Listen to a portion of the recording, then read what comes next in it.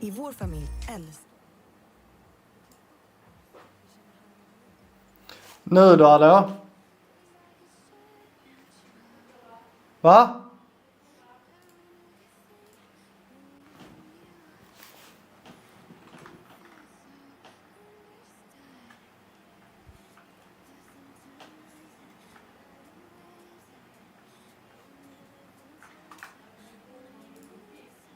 Vad sa du?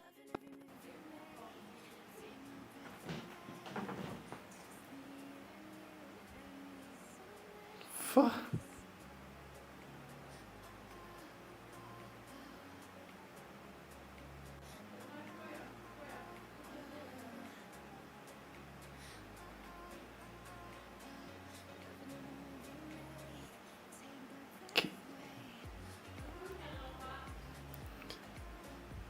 Men hur... Ja, nu så.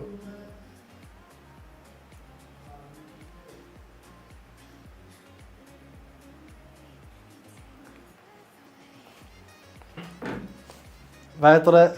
Hur högt är... vad heter det, musiken?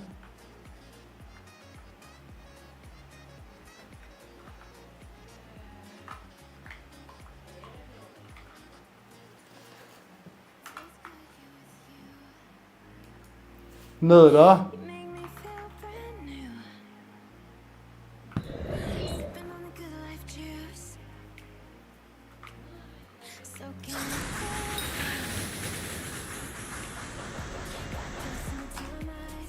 Alltså allting är pisshögt i dessa hörlurarna.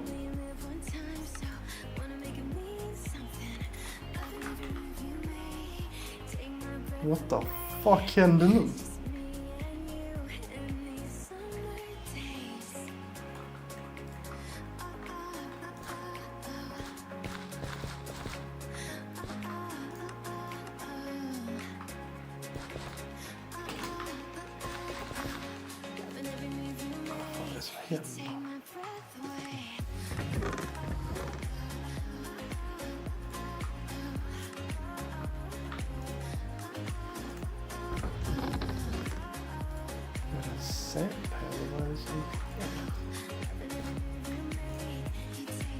Vad fan händer med spelet?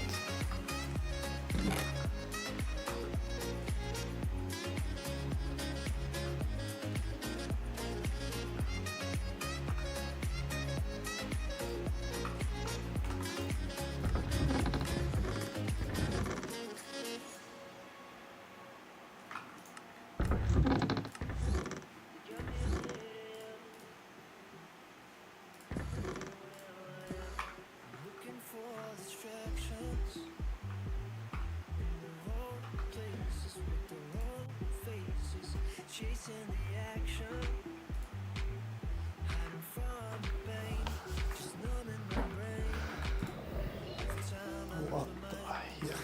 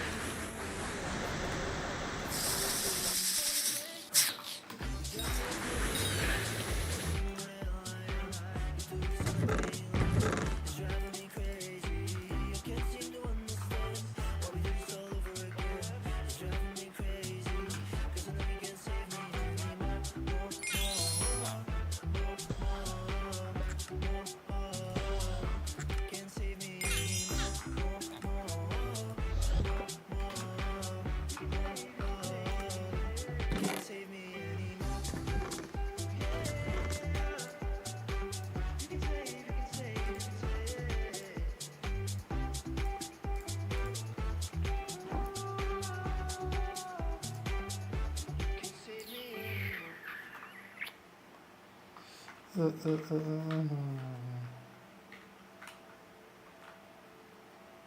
myself again, I think I thought too much. Detta. Your image overwhelms my senses, so I'll go insane. See.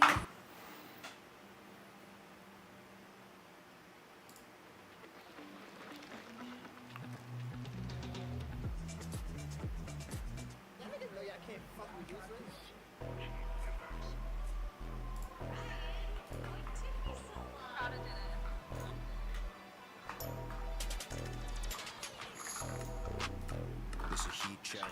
He's a shark, but he ain't get his feet wet. Got the M5, I had a laptop in VTech. Put an extra band on the tab, he ain't beep yet. Sent a low with no pics, it's a blind date. That's not a real Percocet, it's just bitrate. Poured up a 3 of the tris, I'm trying to hydrate. Told Prada turn up the bass, I'm trying to vibrate. Backdoor gang, slime season, Nickelodeon. My dogs guard the stash, I got Dobermans. That word's in Paris, and that's word Napoleon. Paid for new teeth, I had to curb stop the porcelains. Yeah, I'ma pull out his teeth. 6K a plate, I'm out of smoke out the pee. Drills in the track, we gotta blow out the Jeep. The packs just landed, we were so out of grease. Packs got seized cause the TP was trash. I'm hyped for the re-up cause the last load was cracked. Told my haters on the gram, get a life, touch grass. I just picked up a front, now I'm about to run track. Cayenne Turbo GT, this was smoke shit. I just hit 200, no bullshit. Walked in and jumped on the beat, then I broke it. They just put your mans in a pack and try to smoke it. Glock 19, hit his dome, it was aimbot. Brought 10 pints in the sky, made the plane hot. 2 lines of tris and I'm 30, make the pain stop. Yeah, my baby bro, fly your raindrop. This a heat check. He's a shark, but he ain't get his feet wet. Got the M5, I had a laptop in VTech. Put an extra band on the tab, he ain't beep yet. Sent a low with no pics, it's a blind date. That's not a real Percocet, it's just bitrate. Poured up a 3 of the tris, I'm trying to hydrate. Told Prada turn up the bass, I'm trying to vibrate.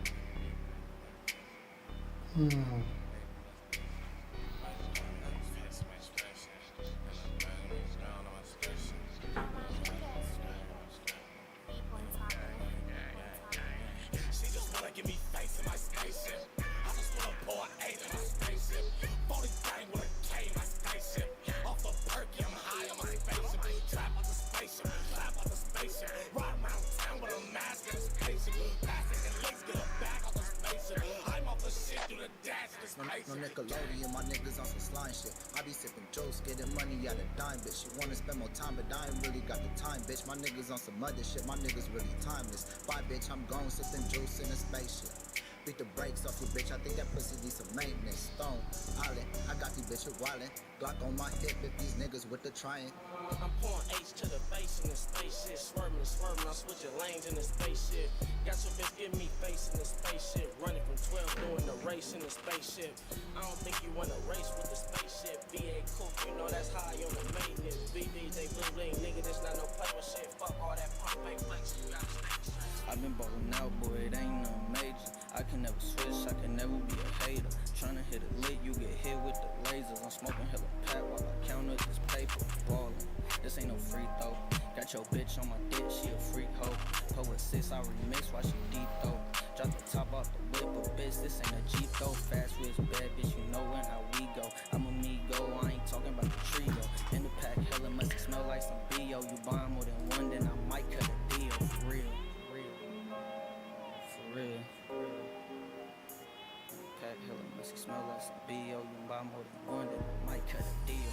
I been ballin' out, boy, it ain't nothing major. I can never switch, I can never be a hater. Tryna hit a lick, you get hit with the lasers. I'm smoking hella pack while I count up this paper. I been ballin' out, boy, it ain't nothing major. I can never switch, I can never be a hater. Tryna hit a lick, you get hit with the lasers. I'm smoking hella pack while I count up this paper. They ask me how I'm feeling, my nigga, I'm feeling lovely. It must be.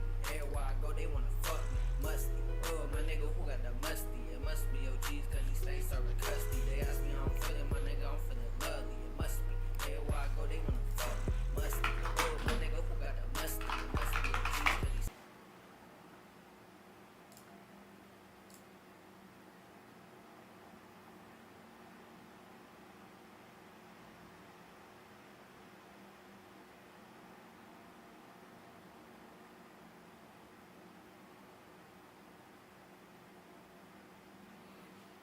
Shit, jag har sett den.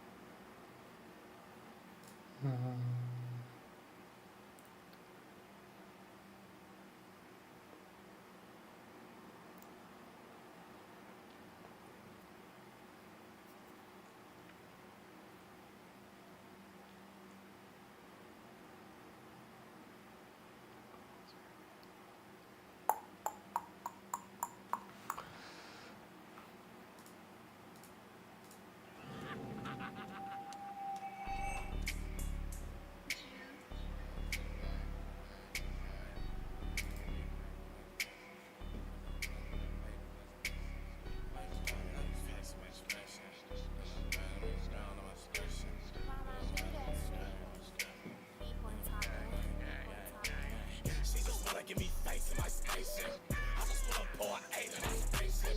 40 down with a K in my spaceship. Off a perky, I'm high on my spaceship. Trap on the spaceship, clap on the spaceship. Ride around town with a mask and a spaceship. Plastic at least get a bag on the spaceship. I'm off the shit, do the dash in the No spaceship. Nickelodeon, my niggas on some slime shit. I be sipping jokes, getting money out of dime, bitch. She wanna spend more time, but I ain't really got the time, bitch. My niggas on some other shit, my niggas really timeless. Bye, bitch, I'm gone, sipping juice in a spaceship. Beat the brakes off your bitch, I think that pussy needs some maintenance. Stone Island, I got these bitches wildin'. Glock on my hip if these niggas with the trying. I'm pouring H to the face in the spaceship. Swerving, I'm switching lanes in the spaceship. Got your bitch give me face in the spaceship. Running from 12, doing the race in the spaceship. I don't think you wanna race with the spaceship. VA cook, you know that's high on the maintenance. BB, they bling bling, nigga, that's not no play with shit. Fuck all that pump, ain't place. I've been ballin' out, boy, it ain't nothing major. I can never switch, I can never be a hater. Tryna hit a lick, you get hit with the lasers. I'm smoking hella pack while I count up this paper. Ballin', this ain't no free throw. Got your bitch on my dick, she a freak hoe. Pull a 6, I remix while she deep throw. Drop the top off the whip, but bitch, this ain't a Jeep though. Fast with bad bitch, you know when how we go. I'm a me go, I ain't talking about the show. In the pack, hella musty, smell like some B.O. You buy 'em with a gun, then I might cut the deal. For real. Pack, hella musty, smell like some B.O. You buy more than one, then I might cut the deal. I been ballin' out, boy, it ain't nothing major. I can never switch, I can never be a hater. Tryna hit a lick, you get hit with the lasers. I'm smoking hella pack while I count up this paper. I been ballin' out, boy, it ain't nothing major. I can never switch, I can never be a hater. Tryna hit a lick, you get hit with the lasers. I'm smoking hella pack while I count up this paper. They ask me how I'm feeling, my nigga, I'm feeling lovely. It must be. Everywhere I go, they wanna fuck me. Must be. Oh, my nigga, who got the musty? It must be OGs, cause he stay serving custody. They ask me how I'm feeling, my nigga, I'm feeling lovely. It must be. Everywhere I go, they wanna fuck me. Must be. Oh, my nigga, who got the musty? It must be OGs, cause he stay serving custody. I'm bustin', no touching. Bad bitch a eater, that ain't for discussion. She bustin' and gushing, I'm drippin' and moaning when I get the fucking. Foo, nigga, sip on nothing but tussin'. I'm hoeing up Polly, I'm throwing my youngins. I pull with my youngins, I go with my youngins. We going in hundreds and blowing in wood. I'm a nice ass nigga, but I'm misunderstood. Got a ratchet little bitch and she from Inglewood. I'm moving around, I do nothing but jug. I'm fucking these hoes like a young nigga should. And you do the same if you young niggas could. Jump out the beamer, cause that shit look cleaner. How I get this shit, nigga serving the fiends. Nigga bitches snitching like they serving subpoenas. And my niggas all nuts, you get served by your peanut. Your bitch get slut, she get curved and deleted. Fuck why she pregnant, got nut on your fetus. I'm going too crazy, need to calm down, Jesus. I can really change your life, baby. Hella rich and I'm hella wavy. Hella thick, yeah, she hella cakey. I'ma put her in a new Mercedes. I can really change your life, baby. Hella rich and I'm hella wavy. Hella thick, yeah, she hella cakey. I'ma put her in a new Mercedes. I'm at Hibachi finna paparazzi. We shooting shit just like a paparazzi. This is 30, I don't do the stock. This your bitch, I told her shot it top. Her nigga Mac say finna hot. Yeah, okay, come and try me, see who really pop. Bitch, you trippin', I got options, keep that pussy pop. I been getting to this money, I ain't have an option. It get tricky when these niggas eating out your pockets. It get tricky when these bitches know you really got it. Get up out your feelings, nigga, get up in their pockets. I been ballin' out, baby, like the Houston Rockets. I can really change your life, baby. Hella rich and I'm hella wavy. Hella thick, yeah, she hella cakey. I'ma put her in a new Mercedes. I can really change your life, baby.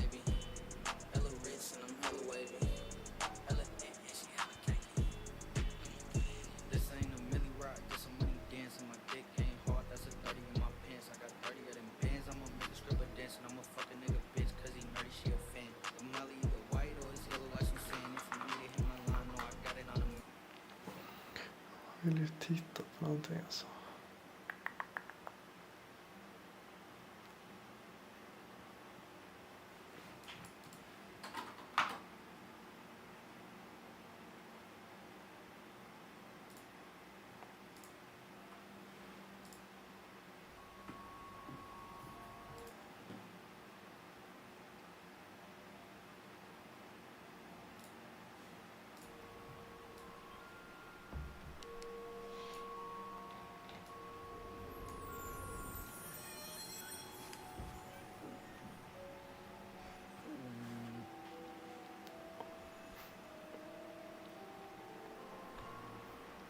Syntax was blending it, not drawing attention to himself, which is why he almost immediately spilled a drink on the table. At least he felt the adequate amount of shame. I'm sorry about that. I'm so sorry. Good, Syntax. You should be sorry. Drinks spill aside, as with Double Deck, the count changes fast, and Syntax had a true one, upping his bet to 2 hands of $100. His first hand was a 14, he took a card and had 16. As the running count was positive, against the dealer 10, this was down. His second hand he had 15, took a card and bust. The dealer had 13 and drew to 18. Both hands lost. In this round, Syntax bet 2 hands of around $150. Not good. The dealer drew to 19 and won. He fidgeted with his chips, buying time to see if the dealer change would trigger a shuffle. He wouldn't want to bet big and then take those bets away if the count was being reset. The new dealer immediately announced, calling the pit boss's attention to the 2 bets of $275 and $200. Syntax asks if he's allowed to double, implying he's not very familiar with the game. This is nicely paired with the fact that doubling a soft 16 versus a 3 is not basic strategy. Many pit bosses will know this, but they won't know that the true 4 is actually correct to double. So this is well handled by Syntax. It's subtle, but it works nicely. The dealer busting means not only does Syntax win both his hands, but the double pays off as well. $750 in one round? I like it. The count had increased, so it was time for the max bets. 2 hands of $400. His 17 and 19 were no match for the dealer 20. Ouch. The running count had decreased by 2, but the amount of remaining cards had gone down enough that the true count still called for 2 bets of $400. The next hand was a fancy push, and the hand after that, he had a nice win of $800. Syntax played on for another shoe, where unfortunately he lost before he was approached. Hi, sorry. More blackjack for you, okay? Oh, I cannot play. Cannot play any more blackjack now. Okay. The game you want, but no blackjack. Okay. Där. No. I spilled my beer. You spilled your beer? No, did they realise? I spilled it and I quickly tried to clean it with my hands because I didn't want them to realize that it's not beer. Oh, that's really funny. Well done for winning. Just now? You won 2K? But I lost $650. Losing money and getting backed off quickly, although part of the job, is never what we're wanting. Can't wait to get rid of this f***ing goatee. Hopefully we'd have better luck at the next casino. Arizona Charlies. The casino I played at with Irish a couple of days ago. The casino that hadn't backed either of us off. The casino that had actually apologised to Irish for giving him hassle at the cage. A casino it felt like could let us play forever. I sat down, started playing, settling into what could be one of the longest sessions of the trip. They backed me off in less than 5 minutes. Go to the cave? Why? That confirmed it. The short sessions for back-off strategies were working. Twice now I've gone back to casino I hadn't been backed off and was backed off instantly. It was time to play long sessions and welcome back-offs. However, it wasn't all bad news because I did get a high count. I went and had a great few hands. Hallå? $2,000, but then they backed me off. It seems that after Eli, they must have run out my game. kan du kolla ljudet på streamen? Oh, great transition. I love when that happens. Just to interrupt myself for a second, I get a lot of Instagram DMs from people asking me if they should learn to count cards. Card counting is definitely not for everyone. For most people, it's a terrible idea. But if you want to see if it's right for you, I've put together a free guide called Why You Probably Shouldn't Learn to Count Cards. It's linked in the description. The Las Vegas Strip is a mixed bag when it comes to blackjack. Its biggest benefit is that you can easily walk from casino to casino, having plenty Är det bra? However, it's a bit deceptive because most casinos on Strip are owned by 2 companies, Caesars and MGM. Och min röst är också bra. Surveillance departments. And if someone is caught counting, Och min röst är också bra. take long for every casino in that chain to be notified. Hallå, hallå, hallå, hallå, So hallå, in a hallå, way, hallå. it's more like two really big casinos and then a Vad sa du? smaller ones. Well, if you can call the win small, which you Ja, men det är bra. because it's probably the biggest. But we don't really care about that because their blackjack is. Kan du prova skriva i chatten igen? Know what they're doing. I'd be starting at Mandalay Bay. Joe played there already, getting a solid 8-deck game with good rules, good pen, Snyggt. and late surrender. Late surrender is a great rule. It allows you to forfeit your hand and lose half your bet. It's a defensive play. Even though there's a right answer according to basic strategy, with many hands, you're still likely to lose no matter what you do. If you have a 16 versus a 10, do you really want to take a chance and hit? Not really. Most cards will cause you to bust. But do you want to stand? Also no, because standing a 16 versus a 10, it's not going to go well. The dealer's going to beat you either way, most of the time. Combined with counting, surrender can save you a lot of money on bad hands, which means more profit overall. Joe had only played at Mandalay Bay for 20 minutes before leaving due to heat, but it was time for me to see how much action they could take. Wow, I'm actually really struggling. This can't be all of the table games they have open right now. No shot. I found a free seat at their only open 8-deck table and started to play. The pit boss seemed very relaxed, no heat at all. Not that I started raising my bet right away. Unlike with double deck, where high counts come often, with 8-deck you have to wait a while. With my first shoe, I got a very negative running count very early on. So I sat down at the 8-deck, started playing there. Count is super negative right now, so I'm going to have a very, well, I'm just going to kill time by going to the restroom. There you go, that's a fun update. Eventually, I did catch a positive shoe. I got a 12 and an 18. I hesitated on the 12. 12 versus 2 is a hit unless the true count is a 3 or higher. I took a brief glance at the discard tray and judged it to not quite be a true 3, so I took a card. Down. Right decision, wrong result. My 18 was no good either when the dealer drew to 19. I rebought and placed my next bet with a bit of a slam, pretending I was annoyed I was losing, chasing my loss. I wouldn't have to pretend for much longer. My first hand lost, but my 20 was outdrawn by the dealer. What the hell? More losing hands, more rebuying. Unpleasant moment here where I bet 2 hands of 400 and the dealer gets blackjack. Not sure why the theme of this session is my 20s being beaten, but I don't like it. Unbelievable. Nice to see that the pit boss sympathises with my pain. In this hand, I had the opportunity to surrender. At a true 4, 14 surrenders against a 10. Yeah. Instead of potentially losing $500, I lost $250. It makes sense because in this specific scenario, the 14 will bust or be outdrawn most of the time. Although, annoyingly, this isn't one of those times, because the next card out the shoe was a 6. The card after that was a queen, busting my other hand. I did have some nice wins. This round of 2 hands of $400 with a double and a dealer bust. And this hand with a double and a blackjack. There we go. Needed that badly. But overall, there are a few more losing hands than winning ones.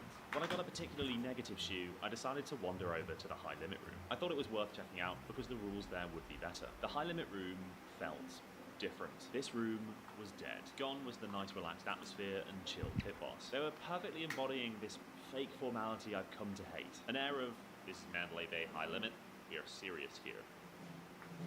Already, I decided I wasn't going to stick around long. One hot shoe and then out. And as I started to play, I had this strong feeling that they were already suspicious of me. Admittedly, this might just have been because of the contrast between the high limit room and the main floor. Perhaps there was no heat and I was just imagining it. But I also thought, I had a good thing going on the main floor, so I risked playing high limit. I may just be drawing unnecessary attention to myself. If it ain't broke, don't fix it. Or in this case, if it ain't broke, don't potentially break it. All of this was going through my head as I quickly got a high count and started to bet big. In this hand, I was dealt a 20 and a 10. The 10 I doubled, but the dealer's 19 beat me. Luckily, my 20 won, so overall in the hand, I lost $300. And in this hand, I was dealt an 8, which turned into 18, and a 17. The dealer had 13 and drew a 9, busting the hand. This concern that maybe playing high limit was a bad idea really hit me. There was no way it was worth it. I may have already triggered a back off just by being here. It was time to go back to my safe 8-deck game and hope Surveillance hadn't started paying attention to the only guy in high limit who was playing a lot like a counter. Or exactly like a counter. I just played Mandalay Bay for 3.5 hours, which is the longest session I've had. Actually, I didn't even get a back off. So now I just walked outside and I'm kind of on the Las Vegas Strip, or on the end of the Las Vegas Strip, thinking potentially I'm going to go to Treasure Island. However, they're really fast to back off apparently. I should just do it. It's literally right there. Alright, let's try Treasure Island. After realizing I was looking at the wrong casino the entire time, It's Excalibur. I figured Given the proximity, I'd play Excalibur. Was it wise to immediately play another MGM property given the internal communication between them? But more importantly than that, at Mandalay Bay, I fit in. I definitely stick out more in Excalibur. There are fancy casinos used to big bets and money being thrown around, and then there's casinos on the lower end where a $100 bet would turn heads. Excalibur is somewhere in the middle. It's more family friendly, so it attracts a bit of a variety of players. But in general, if you're a high roller, there are probably other casinos that you're going to choose. Playing a maximum of 2 hands of 400, I thought I'd definitely be the biggest better on the table. Being the biggest better is not ideal when I'm trying to blend in, but what's the worst that could happen?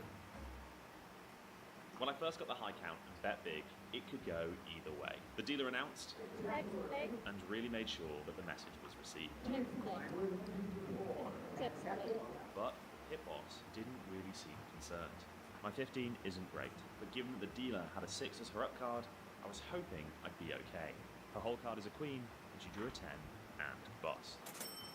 I had a good run early on. My hands often weren't great, but I was somehow making it work. When I had a 14, I managed to get a 6, which beat the dealer's 18. And when I managed to get 2 spots, I doubled 11 and unfortunately got a 4. And I doubled my 9 to get 19.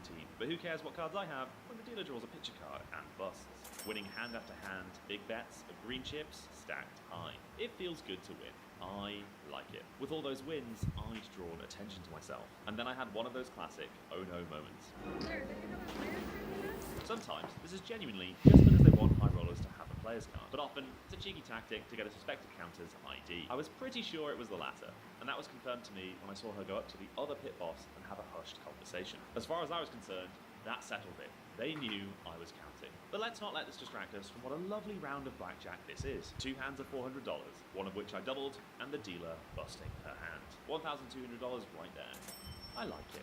In moments where I know a back-off is inevitable, I switch to maximising. I reduce my min bet to the table minimum, and even took the liberty of sitting out of hands at times, letting other players play through the negative counts. In counting, saving money is making money. Part of me was looking forward to the back-off. It was past midnight, I was hungry, tired, and I've got something like 5 hours of play in at that time. But, incredibly, no back-off came. Another hour or so goes by. You might be wondering why I didn't just leave, why I wanted to be backed off. Well, I knew they were running my game down. That I suspected would keep going whether I left the casino or not. In a sense, I was a dead man walking. If I just left now and came back tomorrow, I'd be backed off on arrival. As I played, hand after hand, my winning streak took a bit of a hit. I was up easily 5k plus, but my chip stack was dwindling. Just when I was starting to think, I'm too drained to keep playing, I got a text from Irish.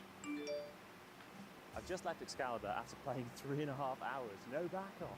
At one point I got a load of heat, so I thought it's just a matter of time. So I started just being incredibly unsubtle. I just didn't get back off. And I've actually played 7.5 hours today, which for Vegas is awesome. What's annoying is that I won a load and I was kicking ass for ages and then just didn't, you know how it goes. But I think I don't know, I don't even want to know right now. I'll put the number on the screen. Sleep time, I think. The lack of back-off and Excalibur had given me a bit of a revelation, and a new idea on how best to use disguises that I'd employ the next day. It's time for the team breath. My day had its ups and downs, but that last session took me back into profit. $1,775 up for the day. For the team, the day started off well, hitting a new trip high of 70k. Unfortunately, we had a dip after that, but we still won just under 7k for the day. Recently, I took part in a social deduction game show that is totally different to anything that's been made before. Personally, I love games that involve lying and deception, so being asked to take part in the getaway was a bit of a dream come true. It's very up my street. In the show, I was assigned the role of snitch, which meant it was my job to sabotage challenges to build up my prize pool, while also lying to my fellow players, building alliances, and most importantly, convincing the other contestants to vote off other players so I could make it to the end. The twist, which makes this show so good, is that every single contestant is actually a snitch. We all thought we were the only snitch, the only player who was on the deceiver role. We thought we were special. We weren't special. You'd think the result would be chaos, and it was, but it actually heightened the various deceptive tactics and social strategy elements. The genius of the game design team was to design a show where the premise was a lie, but without compromising on the game itself. But just imagine the pressure that everybody felt in episode 1. It's an elimination by vote game. We were all thinking exactly what I was thinking. If I get voted off in episode 1, I'm gonna ruin the show. Imagine the dynamic that creates when everyone is panicking about ruining the show in episode 1. This show is exclusively available on Nebula, and right now the first 3 episodes are already online. Nebula also has the entire Beat the Odds series ad-free and sponsorship-free. Each video I post on YouTube is normally on Nebula a week early. Not to mention, there's also some bonus videos I upload there that aren't on YouTube. There's an Untold Stories from Team Strike video, where I talk about some of the things that have happened to our team that I haven't mentioned on YouTube. There's a dramatically lit conversation I had about card counting. There's an interview with a former professional card cheat, where he demonstrates some of the techniques he used. There's also a chat with legendary card counter Sheriff. He's been tackled to the ground, unlawfully detained, he sued a casino. The stories that he has make my stories seem tame. All of this as well as high-quality Nebula originals, podcasts, and Nebula classes from creators. Joining Nebula is a great way of supporting me and other creators directly. Nebula is my #1 sponsor, and the support that you've all shown me through sponsors has directly impacted the quality of these videos. Nebula is normally $50 for the year or $5 a month. However, you can get 40% off the annual plan if you use my link. That works out at only $30 for the entire year. In other words, $2.50 per month. $2.50 per month for ad-free, sponsorship-free videos, extra content, and original shows that would not be possible without your support. Please use my link to join Nebula. It's also linked in the description.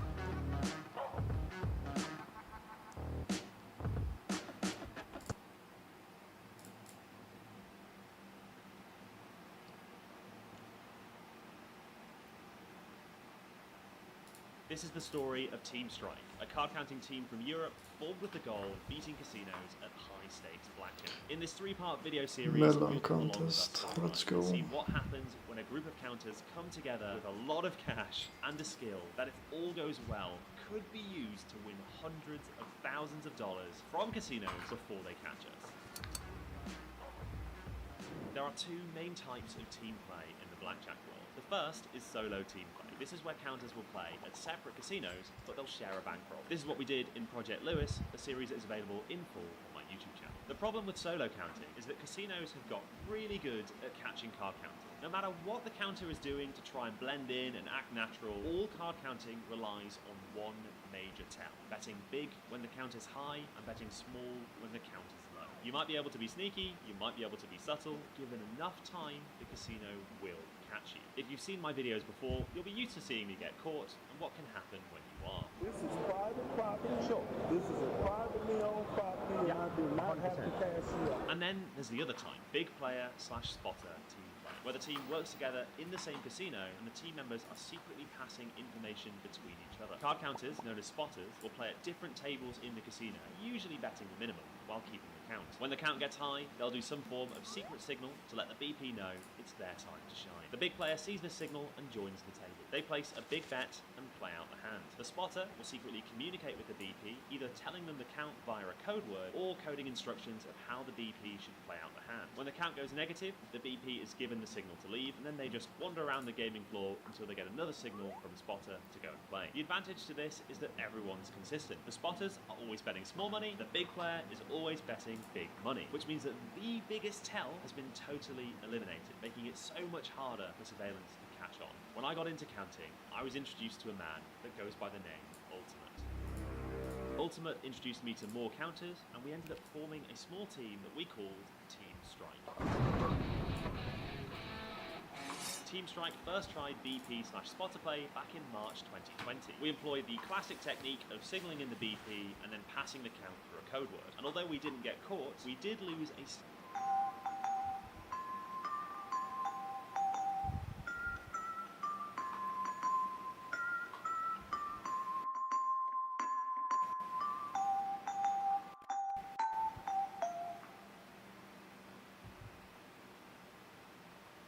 staggering $24,800 in one shoe. That's about a 20-minute span of play, and it was me who signaled in the BP, so I felt extra bad. I remember my team manager saying that it was his worst career shoe, and that much worse wasn't possible. This is probably a good time to mention for the new viewers that although card counting does work, you only win just over half the time. We then flew to another state where our plan to play as a team was quickly shut down due to the start of COVID-19. It becomes impossible to do team play when the casinos are limiting the amount of players at each table to 3, and there were literal queues to join the table. Fast forward a year, and I got to know a card counter by the name of Irish AP.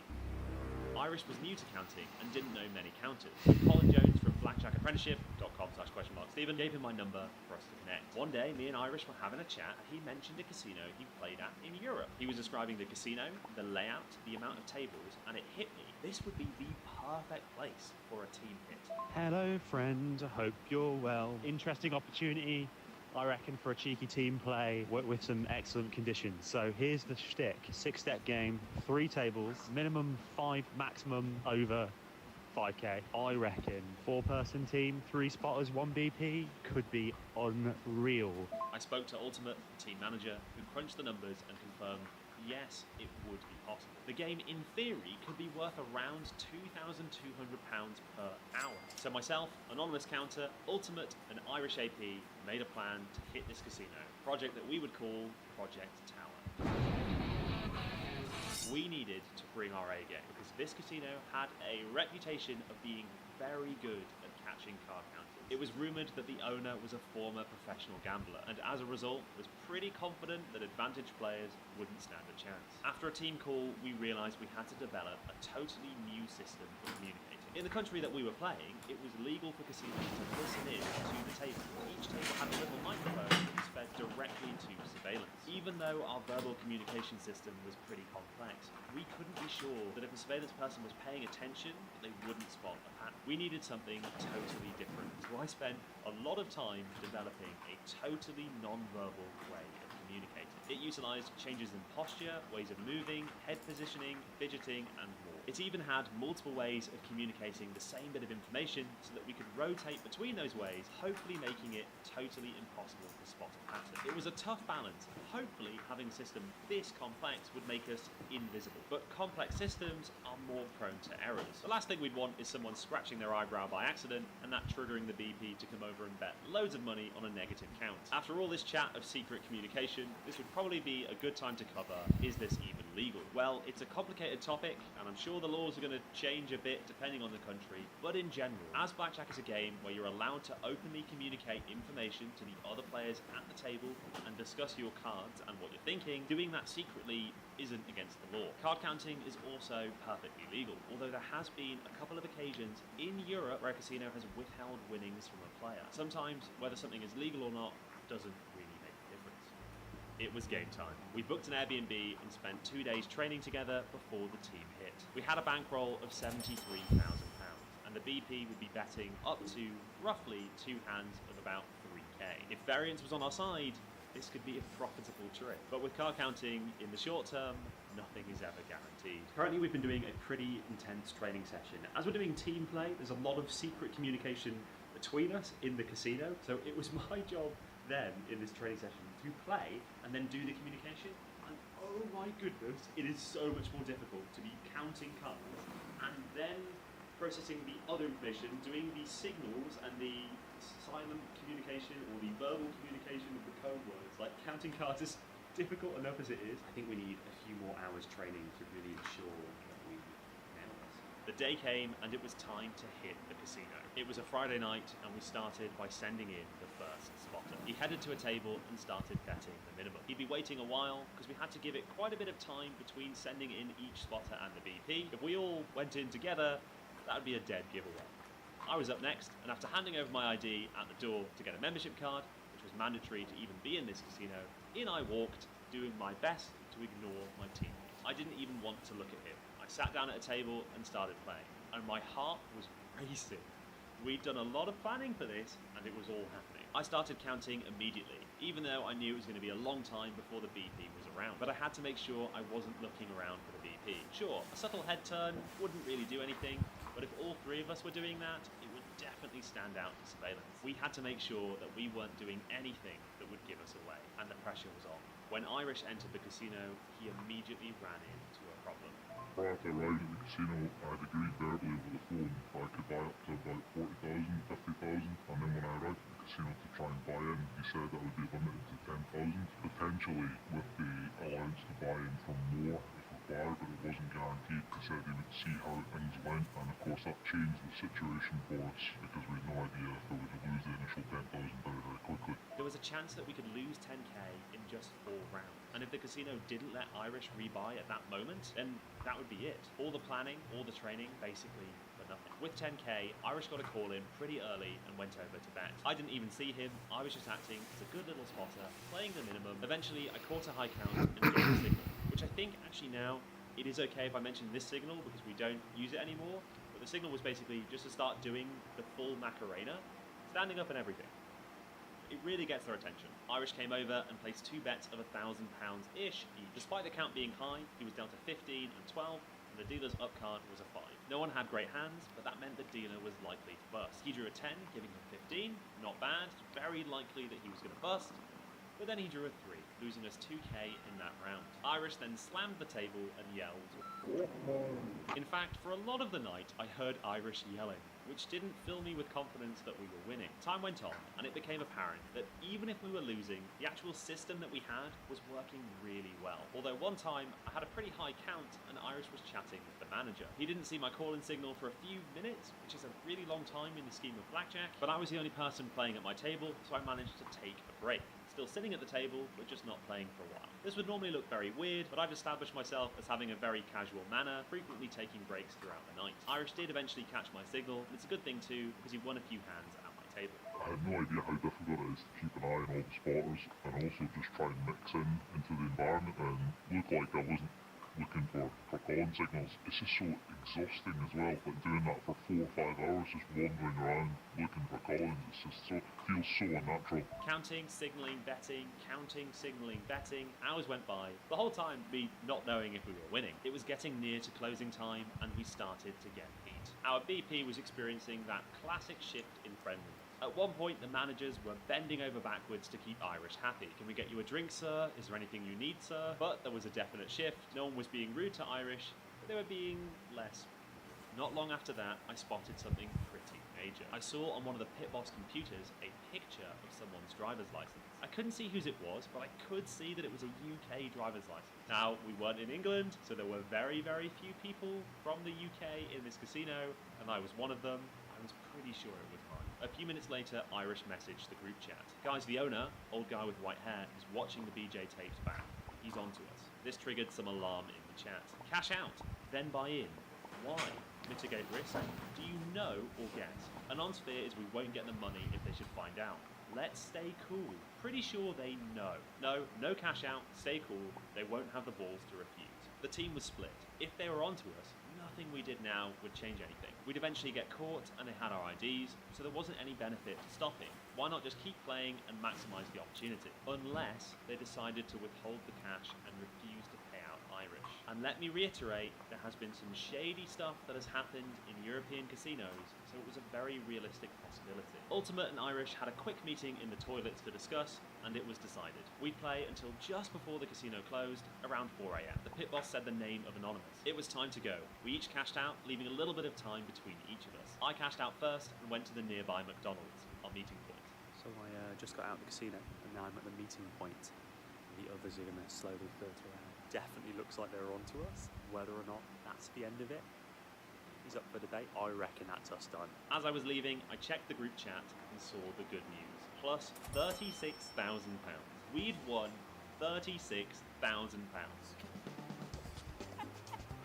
Plus £36,000 cashed out, no problems. I'd later learn that in this entire first session, we were never down. We'd also won just over double our EV, which basically means we got lucky on top of the counting. The next day, we went back. We were actually placing bets about whether or not we'd all be banned. We thought it was pretty unlikely we'd get time in, but there was a chance, and as we've come to learn, never underestimate just keep me intelligence going. or stupidity in the casino. We stayed at the Airbnb while we sent in our first spotter.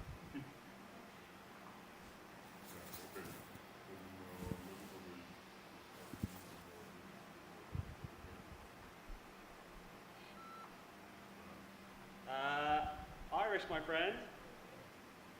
No, he's banned. He wasn't the only one, as when I got to the front desk, I was told that my membership had been revoked. I asked why I'd been banned, and the guy looked at the screen and in total shock said, apparently you're part of a card counting team? Thanks to good old GDPR law, I asked him to print out my profile and give it to me. And sure enough, part of a 5-person card counting team.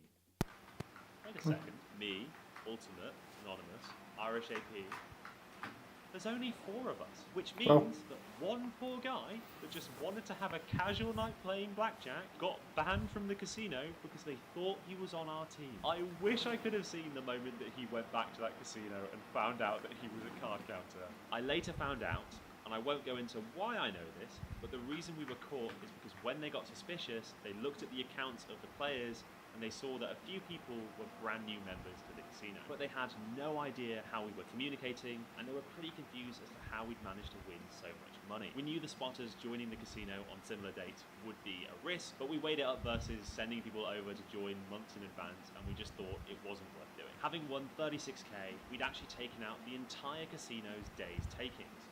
Not bad at all. But 36k was going to feel small compared to what would happen on the next trip. We'd be playing with higher stakes and a bigger team, and we'd run into problems and challenges that we just could not anticipate. Speaking of problems and challenges, one of the things I've struggled with in the past is when I faced some unconventional blackjack scenario that I've not been sure how to deal with. Maybe there's a weird rule change or a dealer error that affects the game, but in these moments I've not been sure what to do. And I've realised that's because I've memorised how to play blackjack, but I don't know why I should play certain hands in certain ways. For example, if I've got a 12 and the dealer's got a 4, I know I should stand unless it's a negative running count, and then I should hit. I know vaguely why this makes sense, but I couldn't explain why in detail mathematically that is the correct tipping point to then hit on that hand. Even when it's just basic strategy, there's a lot of the things that I know what to do, but trying to figure out why that's what I should do is difficult. In other words, I know the system, but I don't understand the math behind all the playing decisions.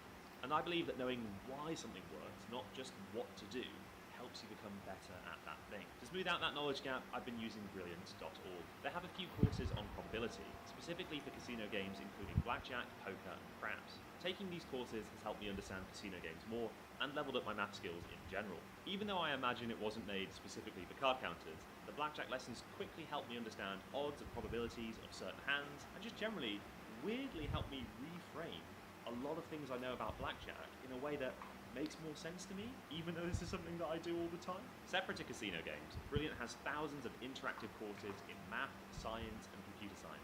These are obviously super useful if you're in one of the many fields that utilize these skills, but they also boost your analytical skills to make you a better problem solver in all areas of life. I wish somebody had told me years ago how useful math can be when you apply it to totally non-math related areas of life. Even things like learning logic and logic puzzles helps in other ways. Not to mention that learning the skills you can learn through Brilliant can give you a significant edge in your professional life. Brilliant makes it easy and weirdly addictive to learn new skills in a short amount of time. If you are a busy person, the idea of spending hours a day learning new skills might be a bit daunting, but you'll be pleased to know you can spend just 15 minutes per day on Brilliant and learn a lot.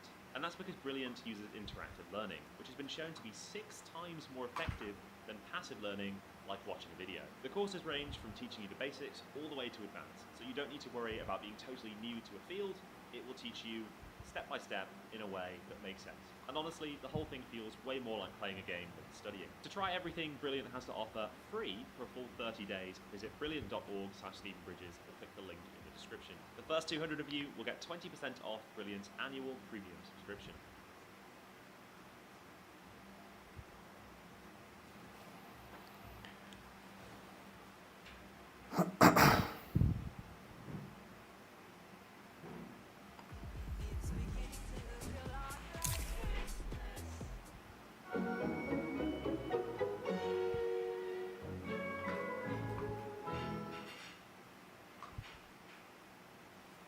This is the story of Team Strike, a card counting team from Europe formed with the goal of beating casinos at high stakes blackjack. In this episode, we take team play up a notch, hitting up the US with a bigger team, a more aggressive approach, and a huge bankroll. You'll see us anger players, win and lose thousands, and most importantly, try our absolute hardest to not get caught.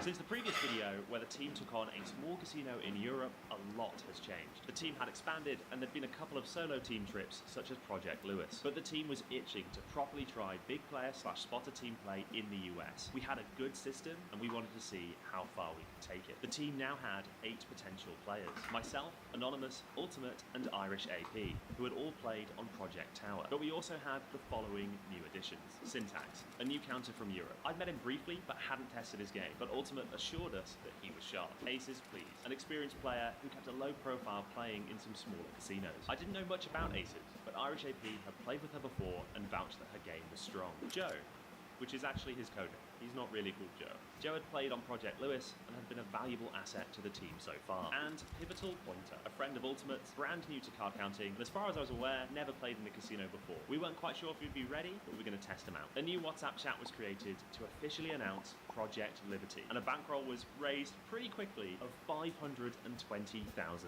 The largest bankroll we'd ever had for a project. As usual, most players invested, as well as 3 friends of the team. We actually had to cap the investment at $70K maximum per investor. Being over bankrolled has its own drawbacks. We'd be playing with a risk of ruin of roughly 1.7%. But given that we didn't expect to play hundreds and hundreds of hours, our risk would be even lower. But that's on the blackjack front. We'd be handling more cash than we'd ever seen in our entire lives. And even though we try and be as risk averse as possible, you can never account for everything. Theft, break into Airbnbs, having to leave cash in the car at times, civil forfeiture by the police, a lot could go wrong.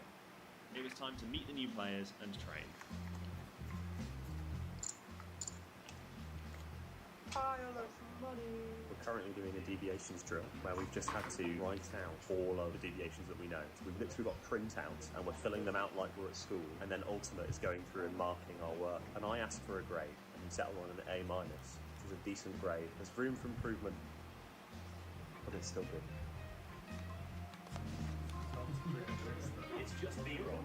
It's just B-roll. The training sessions were long and intense, non-stop counting. We each did a test out when we played 3 6-deck shoes. If we were to make any basic strategy errors, that would be an instant fail. Certain deviation errors would also be a fail. Deck estimation we had a little bit of leeway with, but the running count, if you were off on the running count by more than 1 in the entire test, that would be a fail. So I just did a shoe where I was tested out. The only mistake I made is that I was off on the running count once by 1 during a situation where I split tens like several times. But that counts as a pass. That's one small error. I tried my absolute hardest to throw off syntax. I was asking him number-based questions throughout the game, unrelated to the count. I was doing weird dealing procedures. I was doing everything I could to try and throw him off his game, but he was excellent. Aces was also incredibly slick. I made the test out as difficult as I could, and Irish told me that she was going to pass no problems, and he was right. It was clear that our team was really solid. The only challenge was Pivotal Pointer. He'd studied hard, and his basic strategy was good, but he was off on the count at times. However, it would be helpful to have someone scout games and pick up and drop off players. He'd still be a valuable addition to the team. Our team manager Ultimate explained the strategy. We'd be doing spotter/big player team play just like we did in Project Tower, but on a bigger scale. We'd have 2 BPs acting as friends that would play together, while the rest of us would spot and signal in when the count was high. One of the hardest things on Project Tower was having the BP act natural when there weren't any high counts. Having 2 BPs being friends means that they could chat and play off each other, and it just wouldn't look so awkward whilst they were waiting for a high count. We'd use our non-verbal communication technique to instruct the BPs how much to bet, how many spots, and how to play the hand. If there are 2 hot shoes at once, the BPs could split up and play different tables. We were hoping that on this trip, our BPs would bet up to 2 hands of $4,000, $8,000 a round. Essentially, they'd be betting the table max in almost every scenario. With bets like that, each hour of play would be worth between $3,000 and $6,000 in EV. But there was a chance that we could win more, less, or even lose money. Blackjack is a volatile game. 3 to 6K would be if everything went according to plan.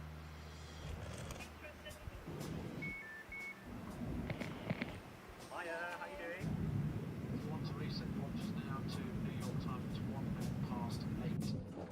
Arrived successfully at New York City. One teammate though has lost his luggage. Not his fault, you just know how airlines are.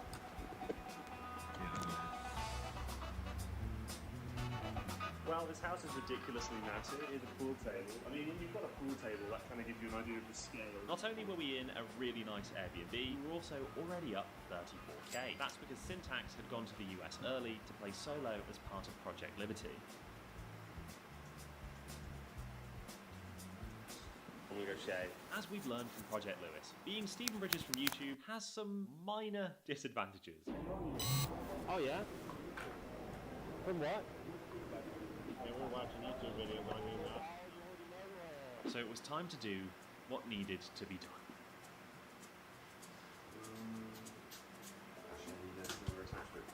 Alright, it's time to lose the beard and become a different person.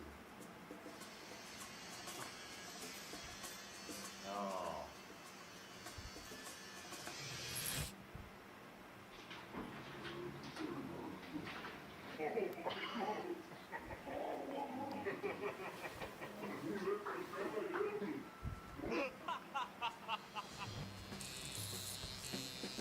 Looks so weird.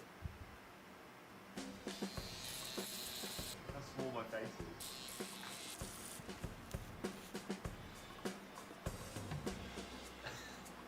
Now we have to win the game.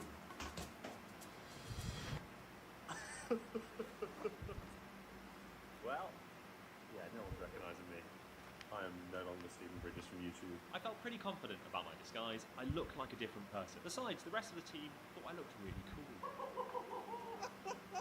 But I still felt the pressure. This entire trip could crumble if I was recognised. I was the biggest risk. 8 PM, it was time to hit the first casino. Our first 3 spotters were inside and playing. We'd given it a decent amount of time between them. It was my turn. I walked inside. The whole place was a huge maze. I even struggled to find a pit where my team were playing. This was a world of difference compared to the small European casino we played at in the previous video. But eventually I found them and took a seat at an empty table. The first thing I noticed is that annoyingly, the tables had a 1k maximum and a 4-player limit. We'd originally planned for the BPs to bet 2 hands of $4,000 at a true 4, which is when there's an extra 4 high cards per deck remaining. But we'd have to settle for $1,000 per hand with as many hands as we could get on the table. That would vary depending on the amount of players, but even with those adjustments, still a very profitable game. It took me over 40 minutes of play to get a high enough count to give the BPs the signal, but no one came over. Another couple of hands, no BP. The count was still positive, but it was dropping. It was unbelievably tempting to turn around and see what was going on, but all I could hope for was that there were other tables busy winning. After a few minutes, I discreetly checked the group chat. Steve, where are you? Seems that our BPs were struggling to spot me. Pivotal Pointer, acting as a bit of a surveillance person of our own,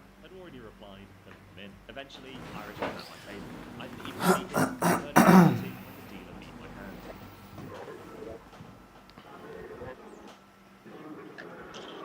Irish is a rich, arrogant arsehole who flashes his money, acts like he owns the place, and is generally just angry at just about everything. Well, he's not. He's actually an incredibly generous and nice person, but his character at the table is a different story. But Irish would feel only joy at my table, as his first bet was rewarded with a $1,500 blackjack. I gave Irish the signal that the count had dropped, and he left the table. But the count quickly rose again, so he was back, betting 2 hands. Most players don't hop around from table to table like Irish does, so it does attract attention, but it's not unheard of. A blackjack for one, and a lose for the other, which meant he won another $500. Thanks, Sonny.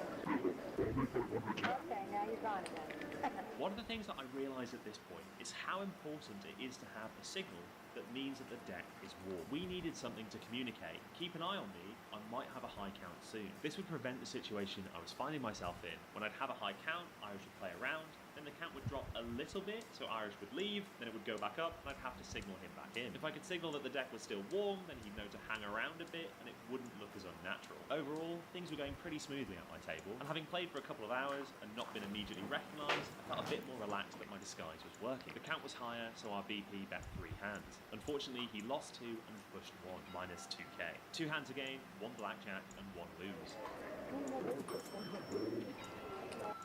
The count rose, so I signalled to Irish to place 3 bets. He caught an 11, so doubled it, and annoyingly got the worst case scenario, getting an ace. But none of that mattered, because the dealer busted, winning us 4k. Unfortunately, that win was short-lived. As the next round, the dealer pulled a blackjack. The following round, the dealer had a sickening draw to 21. I also made an error where I showed a bit too much frustration on a losing hand. Players do obviously get annoyed and emotional when they lose, but I was sitting there playing the minimum all night without showing much emotion. Me suddenly breaking that pattern and getting annoyed was a bit of a tell. And just after that, well, it's probably best if I let Irish explain it.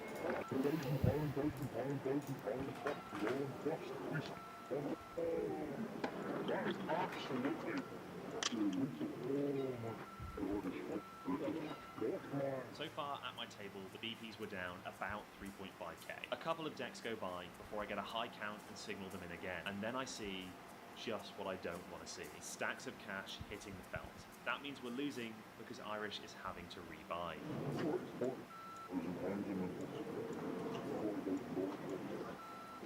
I thought, does that include the cash hitting the table? I sure hope so, because otherwise we're down, what, 50, 60k? My shoe held a high count for a few rounds, which resulted in a lot of money changing hands very quickly. Plus 2k, minus 4k, plus 2k, plus 3k, minus 4, plus 2. Irish and aces were on top 4. Irish's angry act made him stand out in a way that weirdly made him blend in. After all, what card counter would deliberately draw attention to themselves? No one. But Irish was perfectly happy chatting with other players and expressing his frustration when he lost hands. There was a slight hiccup where Irish was stood by my table and I signalled to him to place a bet. He didn't see my signal because he was answering a question. Just as the first card was being dealt, he realised and tried to place a bet, but it looked a bit rushed. He went from casually, not really caring about whether or not he was playing, to quickly trying to get a bet in. I also didn't help as I jerked back suddenly when he tried to place the bet. I guess the reflex I was having was I was trying to undo the signal because I realised it was too late, which obviously looked very unnatural, but in that moment the reflex has sort of overridden the careful, natural actions that we were trying to do. Not super detrimental, but a bit off. Irish was smart enough to realise that situation could raise suspicion, so he instinctively stuck around after that hand where the decks were shuffled and then placed a $500 bet for the first 2 hands of the next shoe. A smart move. Card counters don't tend to bet big at the start of the shoe, and yeah, it would cost us a little bit in EV, but it was totally worth it. At one point, there was a moment where the dealer switched and the card was burned. Irish wasn't sure if I'd seen it, so he made a point of asking about it. How did you burn the pen? Does that have to win a club? Playing dumb like this was a smart way of making sure I hadn't missed the card. Even being off on the count by 1 can be detrimental. We'd hit our 4-hour goal, so started filtering out the casino.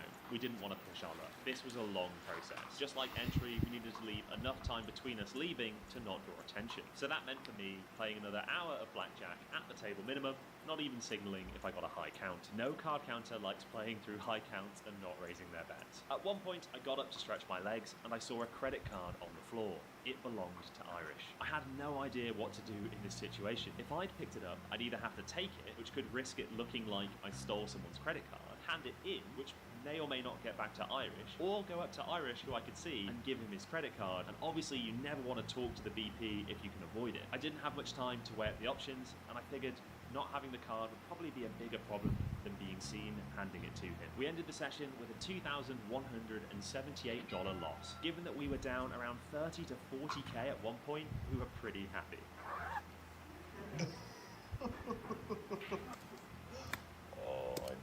Literally the novelty of tons of cash never gets old. Absolutely ludicrous. There was discussion within the team about whether or not we should go back to the first casino or if we should only ever go to one casino once. We decided to try another place and then hit up the original casino another time. So I'm currently on my way to a casino. I just got a DM from the guy that I know who works in surveillance. This is the guy that told me that there was a countrywide report that I was in the area on the last trip. I last spoke to this guy.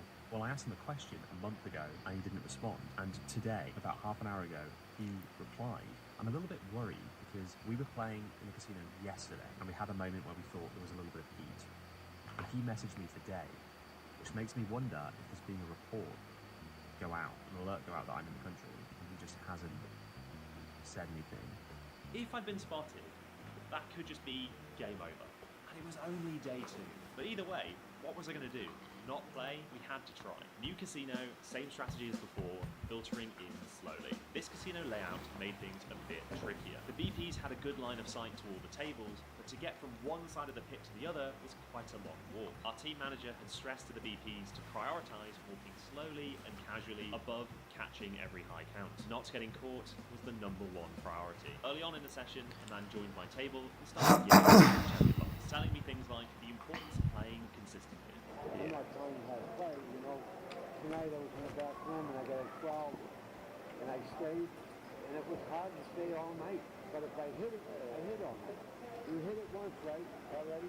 So you gotta stay with that. You either hit them or you don't. And you're sitting next to a guy that will help you right now. And Sure. I know it's your money. I'm just giving you some pointers. He meant well, but he wasn't the best player. 2, 5, 10, 12, 13.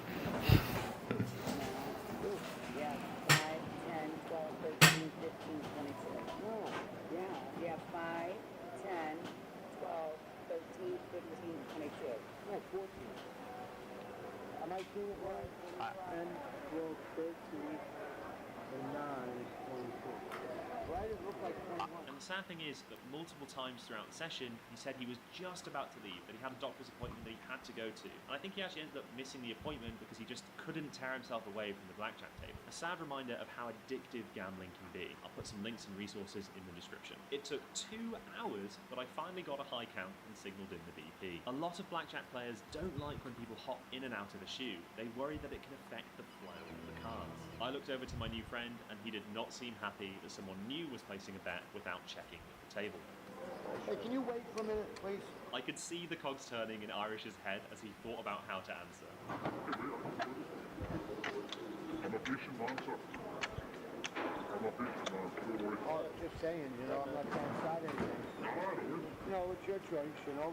You do what you want. Irish once again dealing well with the awkward situations that can come from counting. This time we caught some good variance and Irish walked away from my table a few thousand up. At the 5-hour mark we filtered out. The team was absolutely exhausted, but it was well worth it because we'd won just under $27,000 in that session. Perhaps we were getting a bit too content because in the next video you'll see us make a mistake that risked ruining the entire trip. In the final episode you'll see what went wrong and what would happen when casinos decided not to play by their own rules. But you don't even need to wait because the last episode is already online on Nebula as part of Nebula First. So you can watch it right now or you can wait a couple of weeks and it'll be here on YouTube. Nebula is a streaming platform built and run by creators like me. On Nebula you can watch all of the Beat the Odds videos ad-free with each new episode coming out usually at least a week early on Nebula. There's also some extra videos that I don't put on YouTube. There's a bunch of stories that didn't make the final cut of this series, so I filmed a casual sit-down video where I tell you those stories. That's available on Nebula. There's also a dramatically lit conversation about card counting with me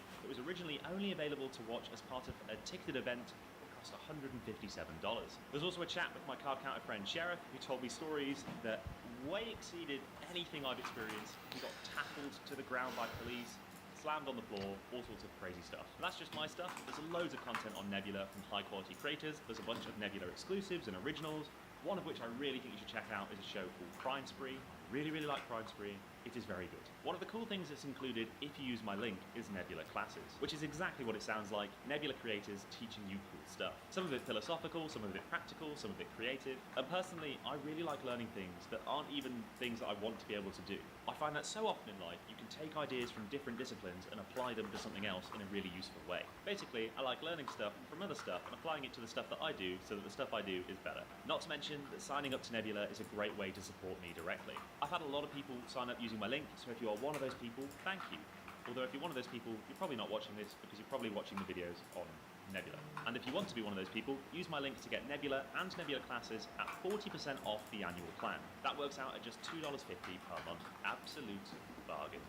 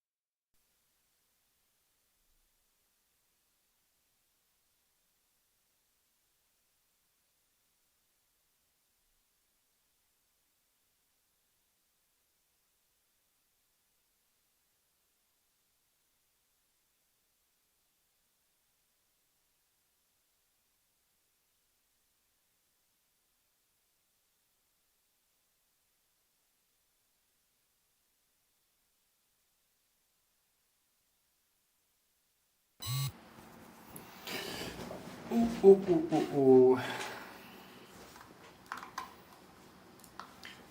vi få igång lite...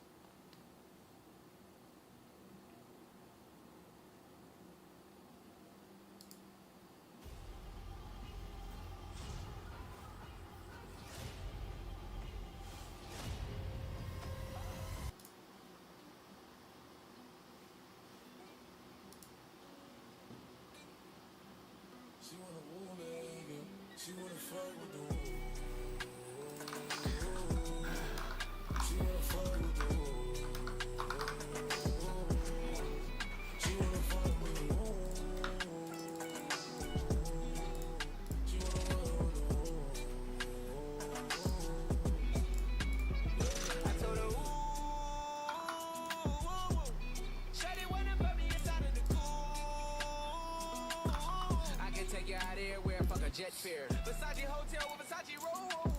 Like it when you let down your hair with no coat. And I say to myself, cause I never like these hoes. If she only like the guap red, like these hoes. Why would I waste my time on a shorty that don't got me on the front of her mind? Especially when you get designed and I want it down. And the building came with the wings like a number 9. Yeah, come through. I like it cause you cut how I'm cut too. Come through. Sus too. I like it cause you cut how I'm cut too. Hey, she wanna fuck with the woo. She wanna fuck with the woo. She wanna fuck with the woo.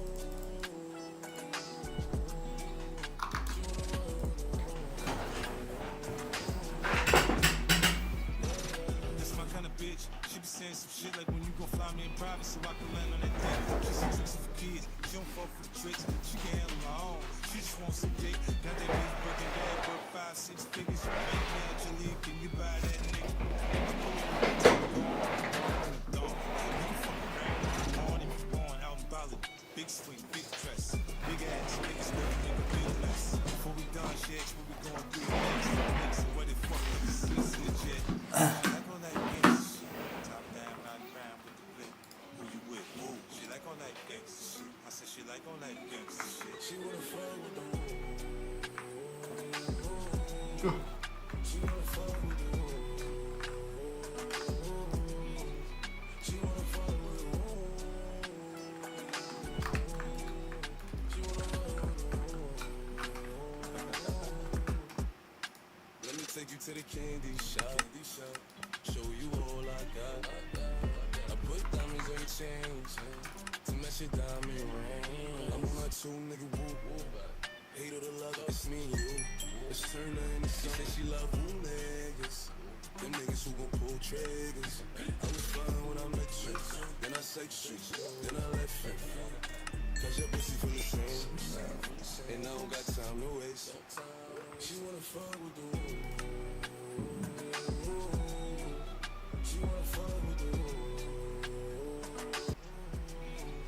She wanna fuck with the woo.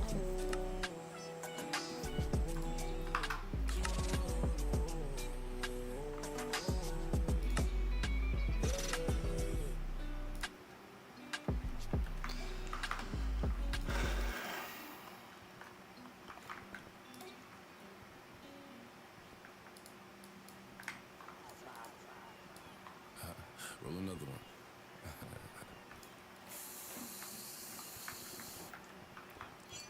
Sit up, never like you know it's put you back in with the automatics. We gon' send them to heaven. Wait. Hey. Woo!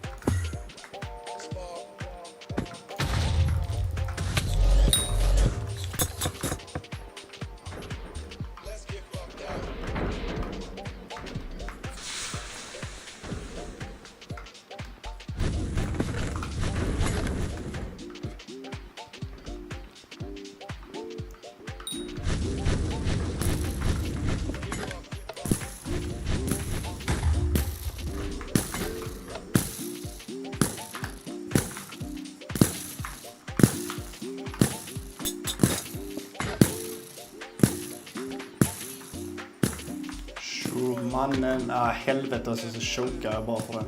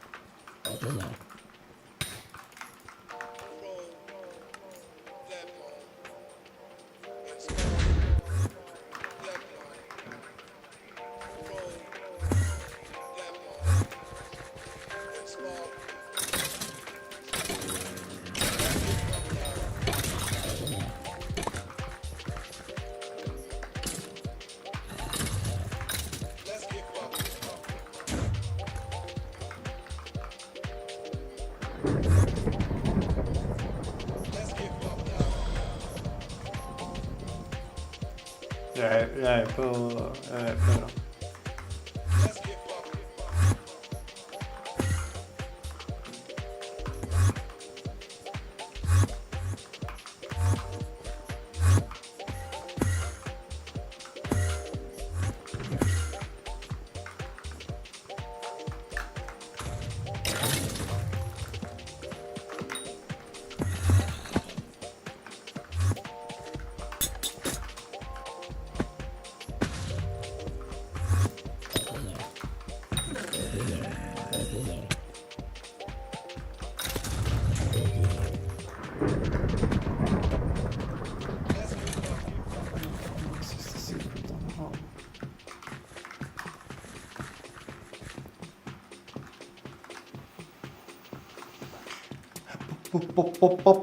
Pop.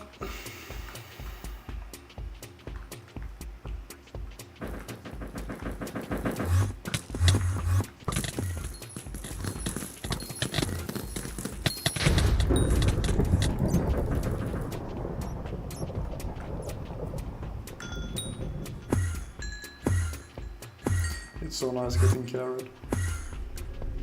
And give me pants.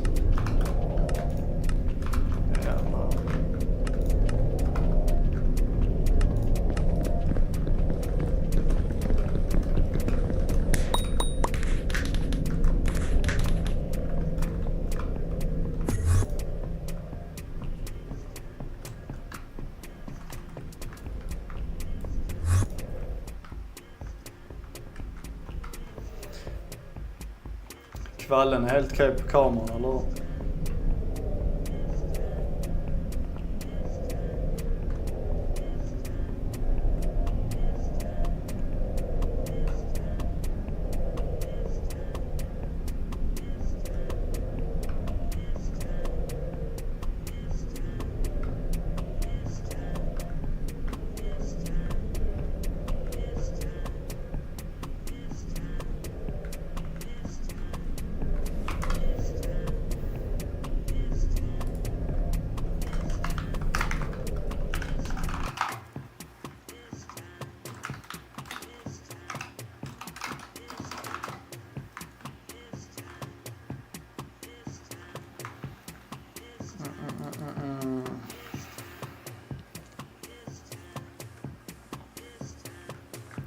Someone with Hyperion that wanna carry me, feel free to send me an invite.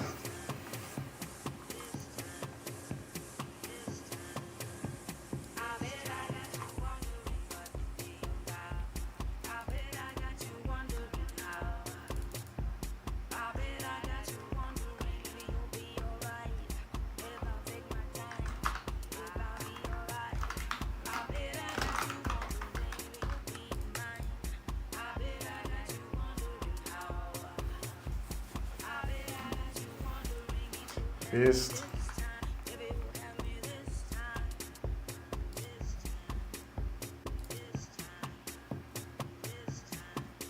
Är du redo?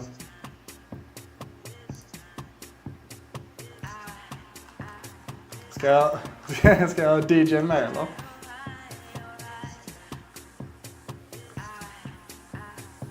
Lite vibe.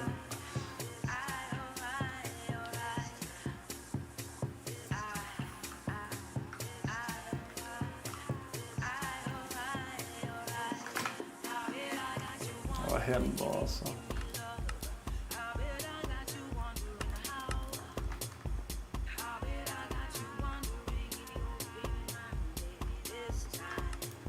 Eller ska jag skriva...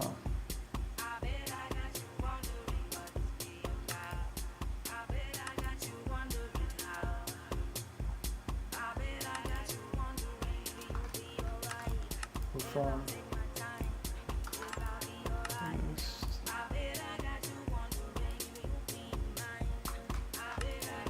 No, I'm not in a party.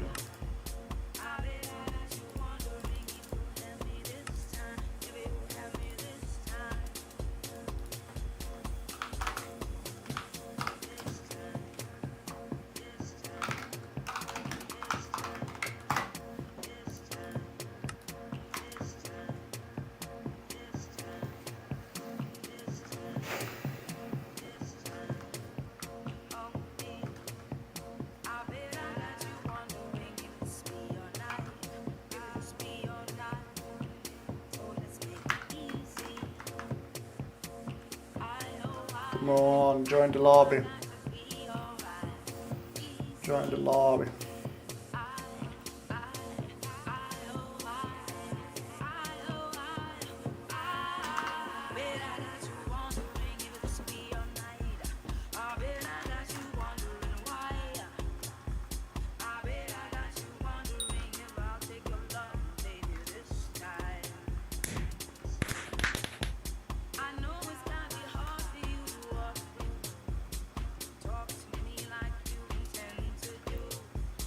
Så bara internet på telefon.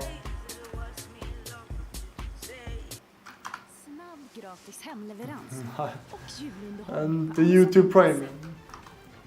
Finns på Amazon.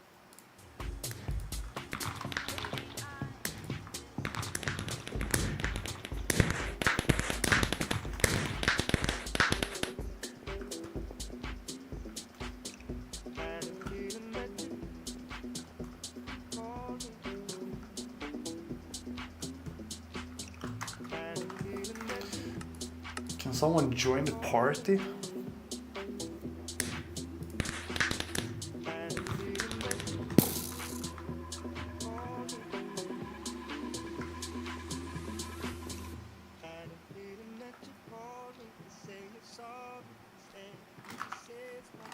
Nice.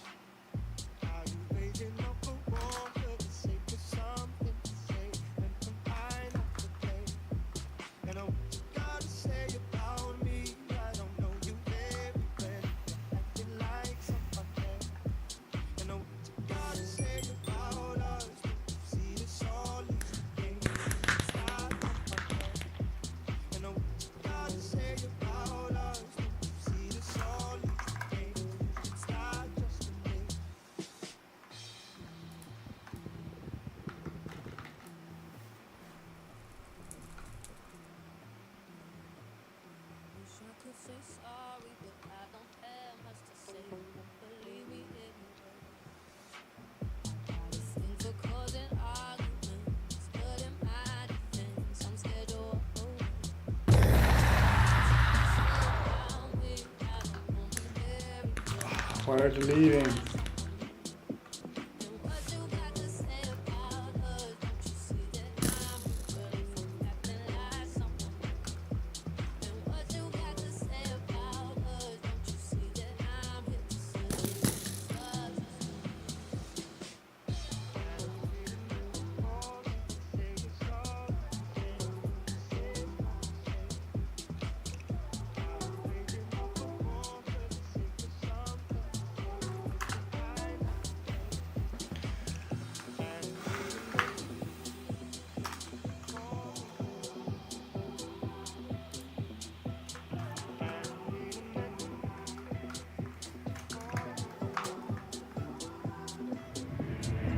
One more, come on.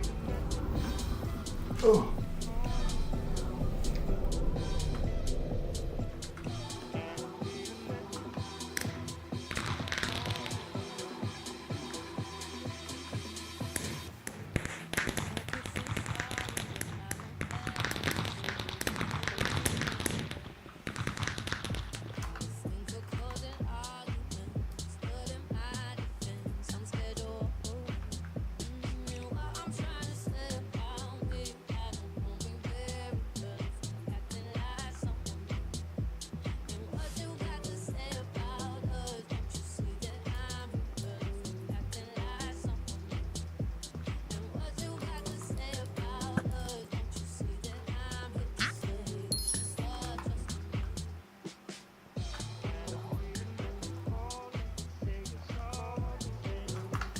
Come on, can the last player join?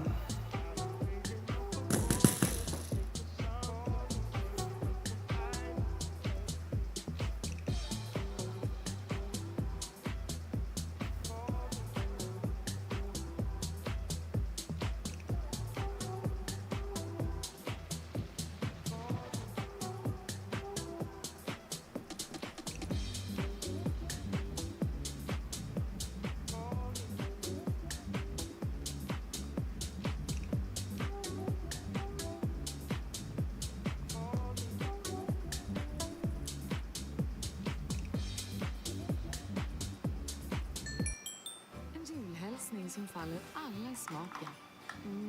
Marabou.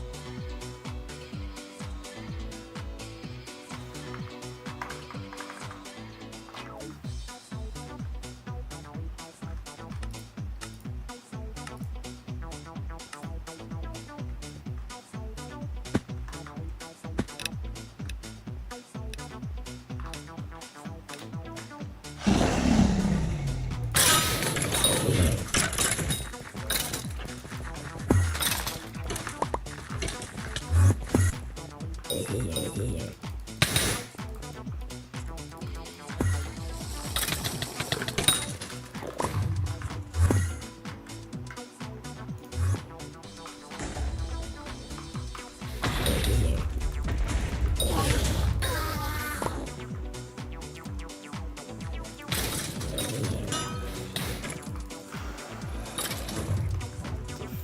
is happening?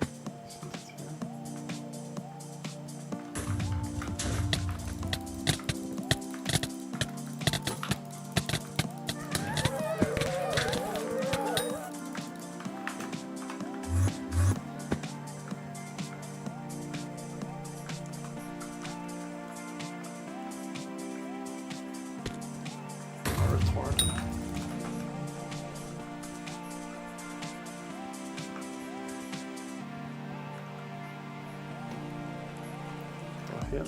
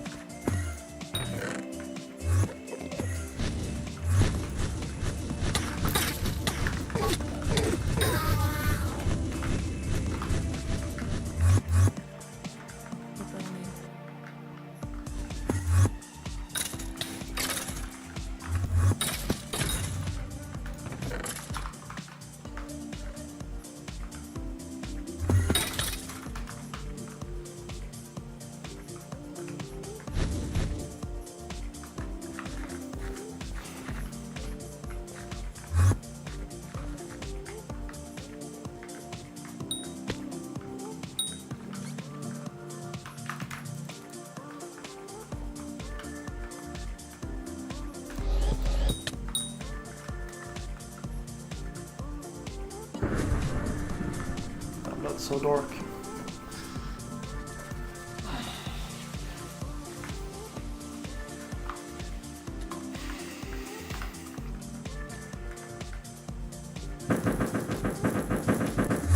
Someone leaving again.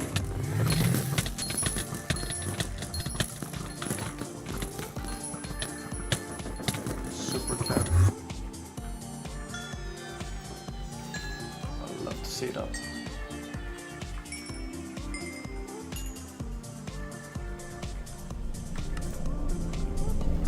Give me some loot, man. Come on.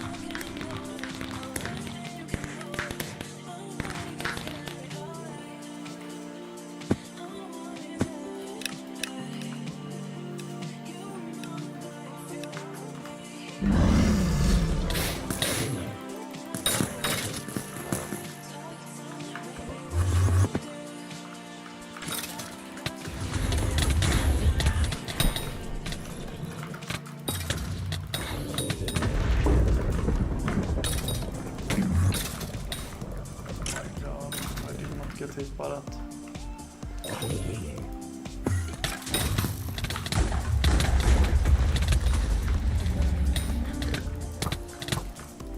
Just die. Why am I lagging so much?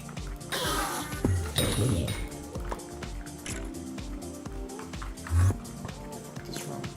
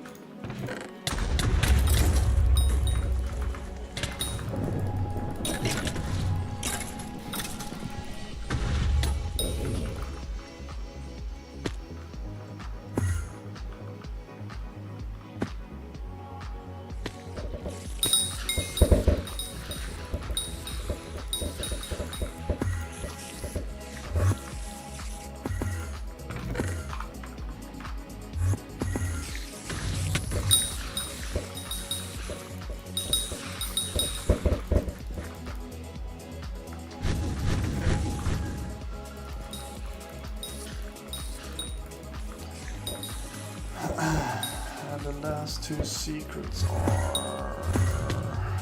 What have I not done?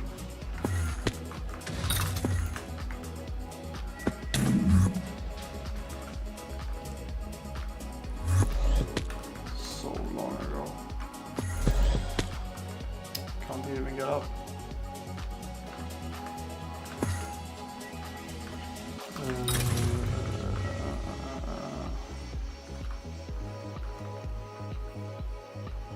I think I'm retarded.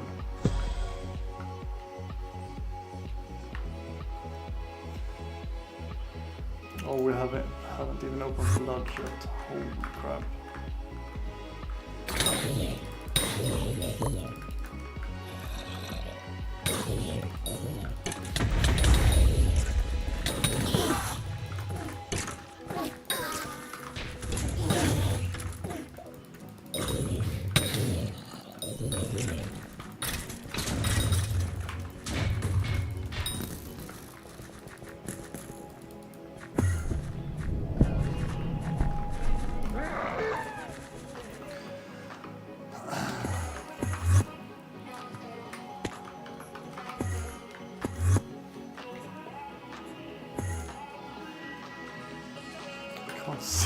shit.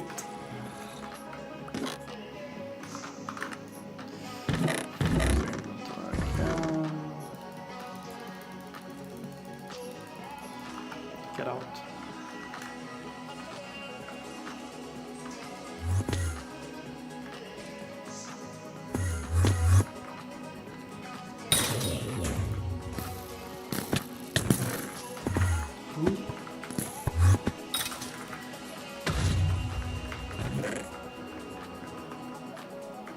Okay, well, let's go. I will not clear out this room.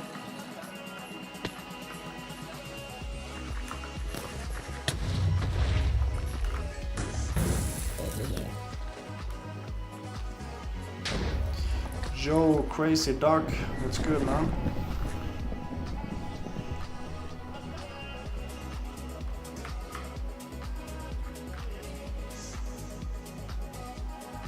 I mean, I can do a profile review, I guess, man. But I don't think I'm qualified to judge someone. I'm not that good either. Well, I have a hype on my main. Does that qualify as good?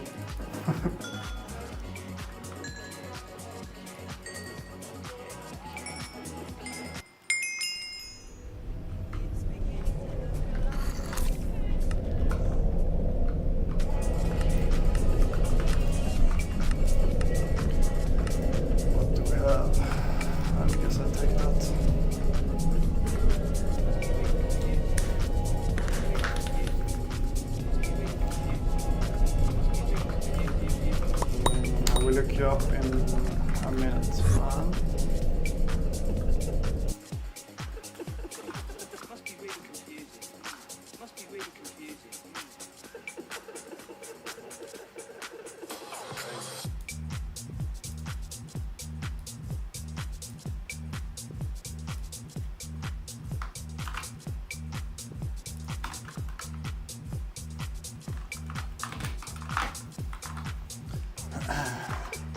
Okay, let's do this.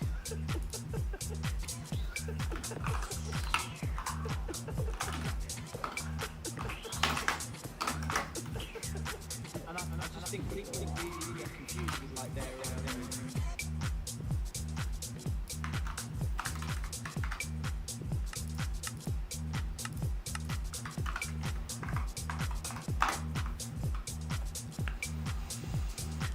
228, that's pretty good. Not even mining 60 and farming 60, that's kind of weak.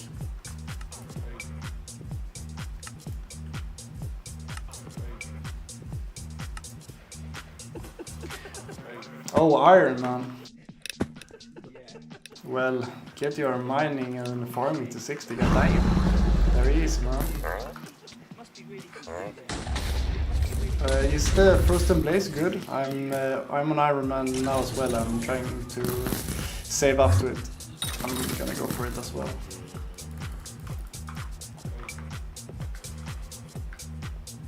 You have some decent stuff, man. Are you on? Are you trying to get Hyperion as well? Are you doing Force 7?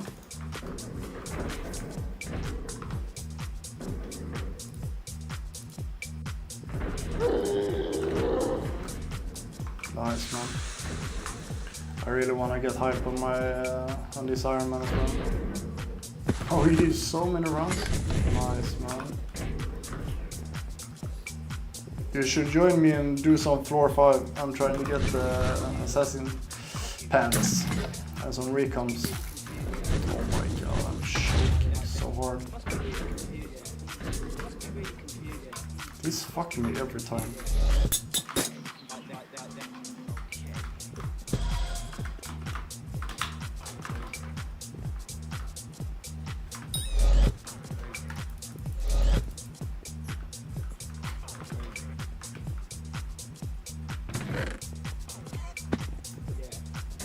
No weirder chest plate? That's sad. But you're running Frozen Blaze, right? Or are you running Necro? Even when you don't have the chest plate?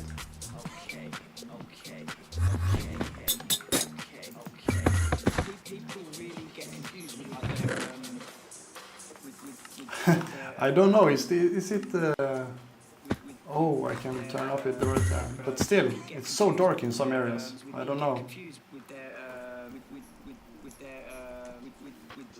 Oh, really? Is that so? Well, nice. Can I do something? Can I do something easy?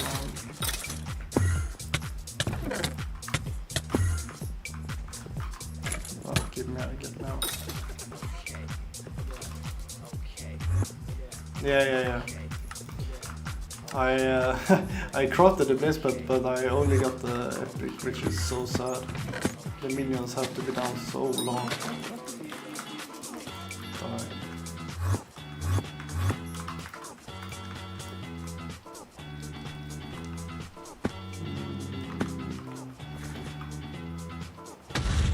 This is taken.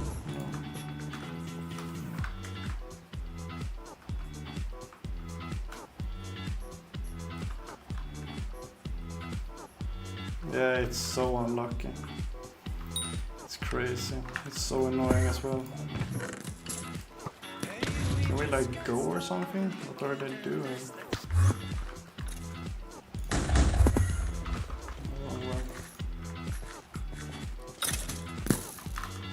I really don't want to get greedy. I don't want to do it.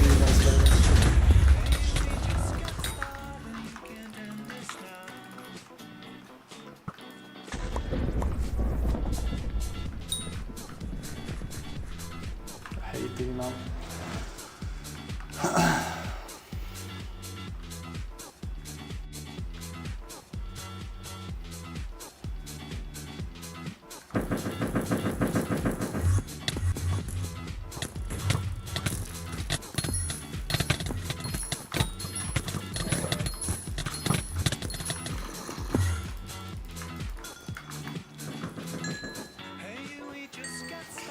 I love the carry. I don't want to kill. Come on, give me the pants now, please. Fuming bitch, fuck off.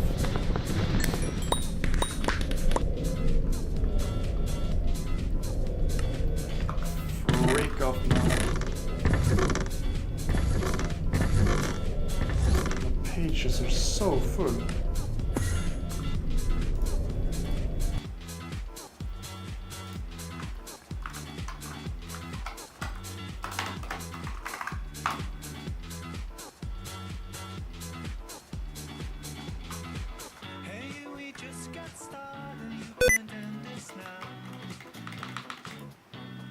No. Let's go. Thank you. I don't want to wait.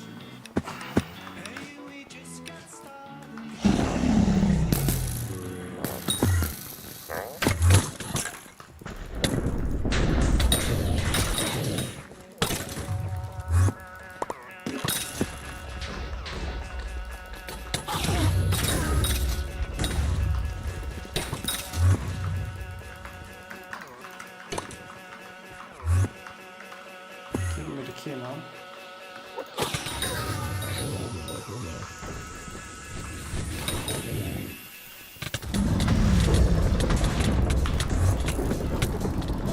I don't see him.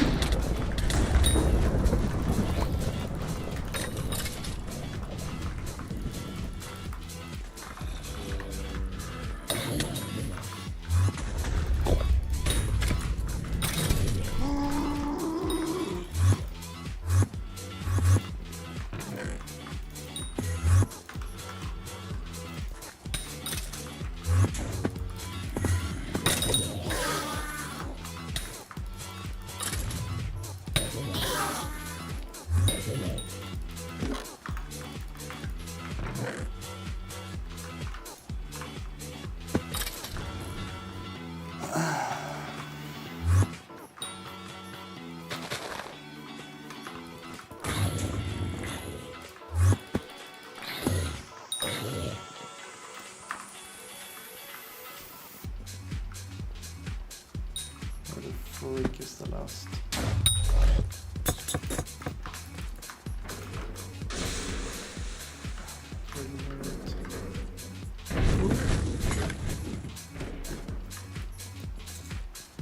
Gaming.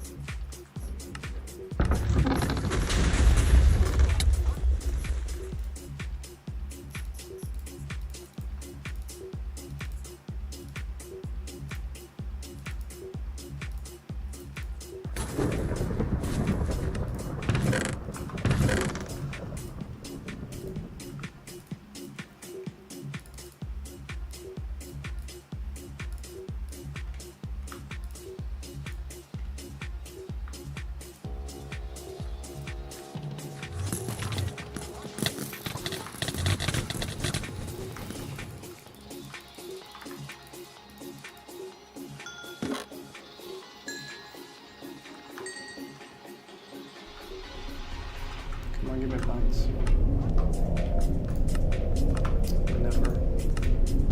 Never anything good.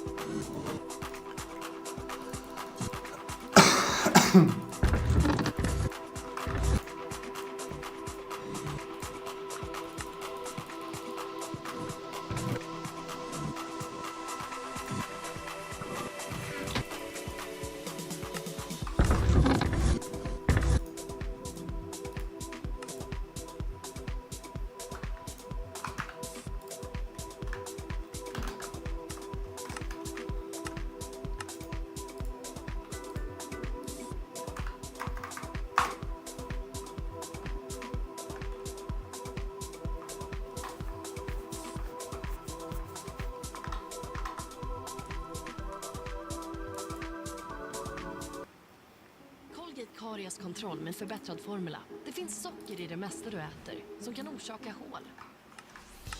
Colgate Karieskontroll. Den förbättrade formulan med fluor och arginin. Hey guys, my name is Nuno and this is the Deep House Mix on the Rock. Here you go.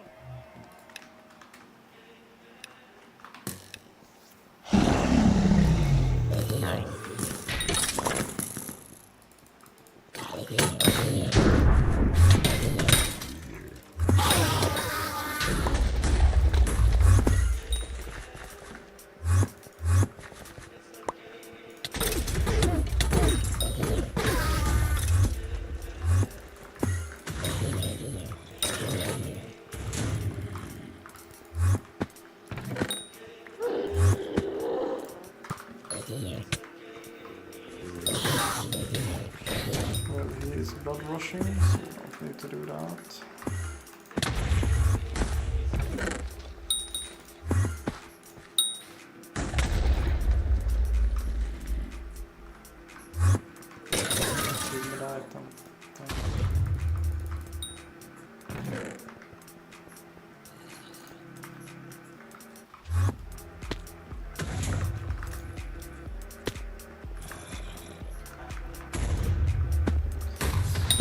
do trap every run.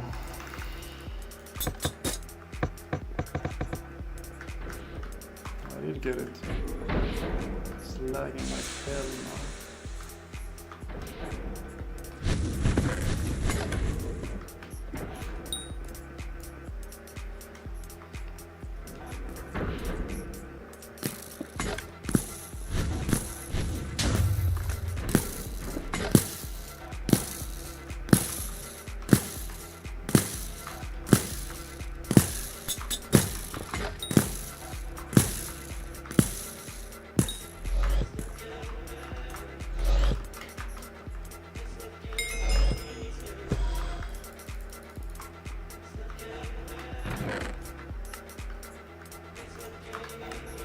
There are now.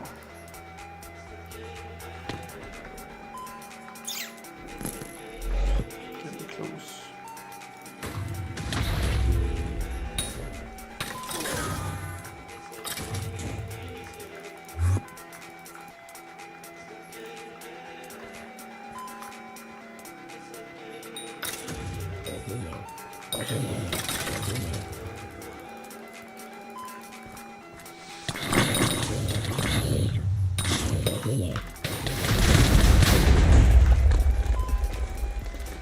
No, I'm so bad.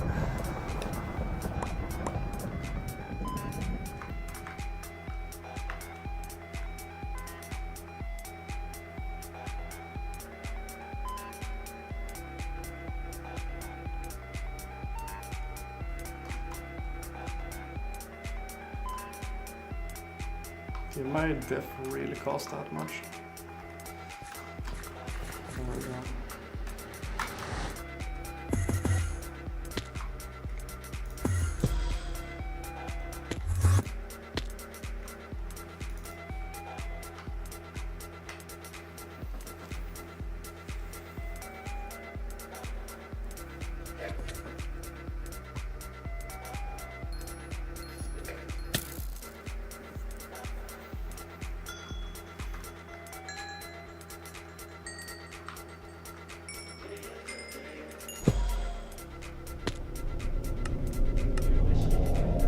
Pants. Recon.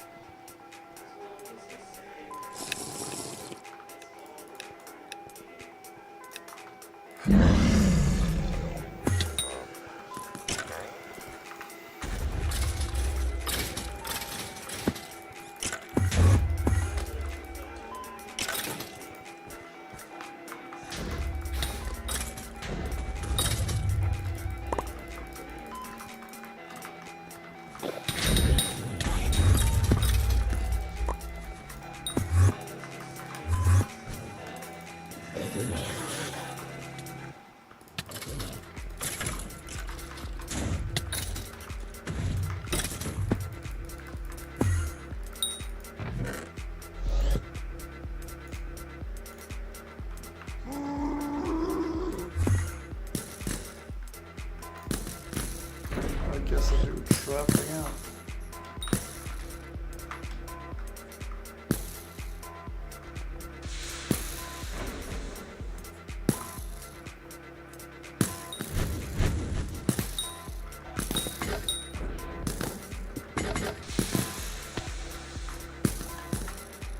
Oh my god, you're kidding me, right?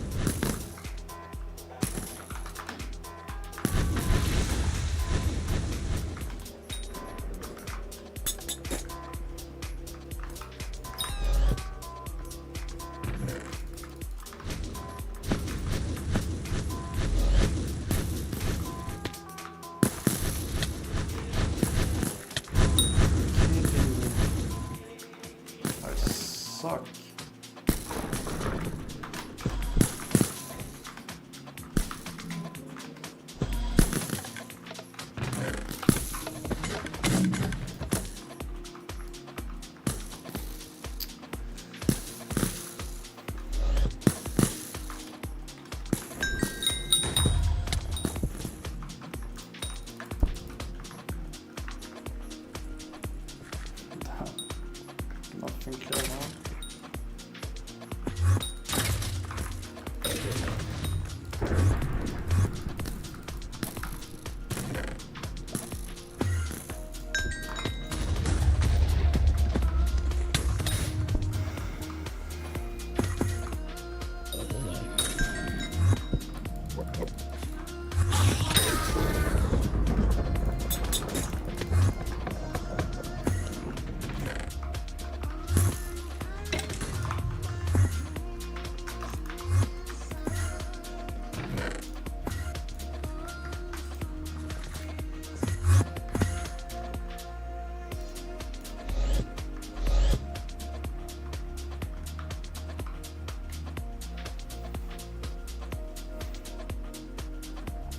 Meow.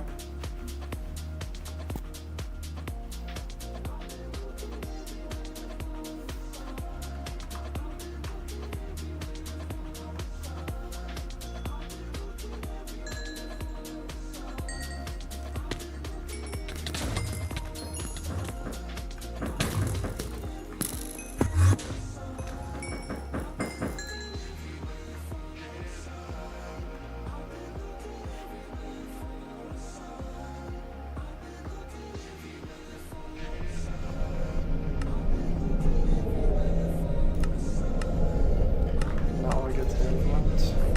Freak off.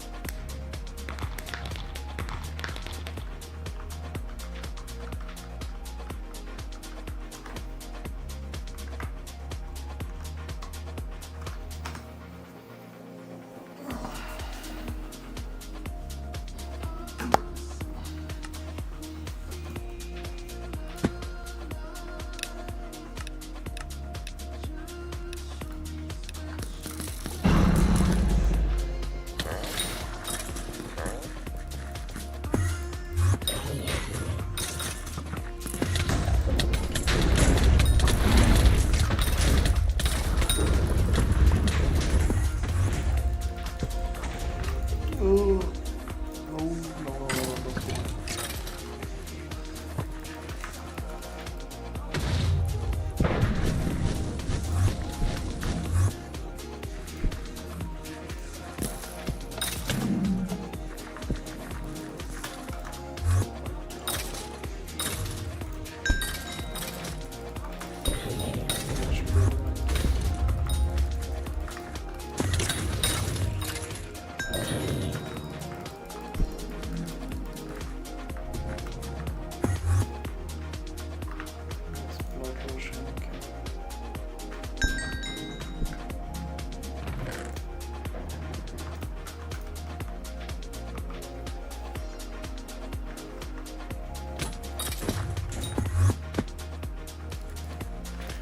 I want to do this run.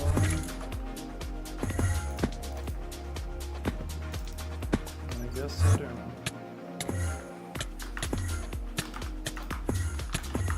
Where are you?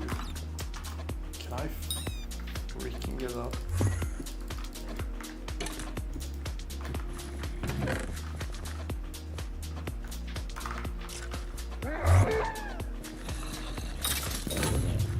I don't see shit.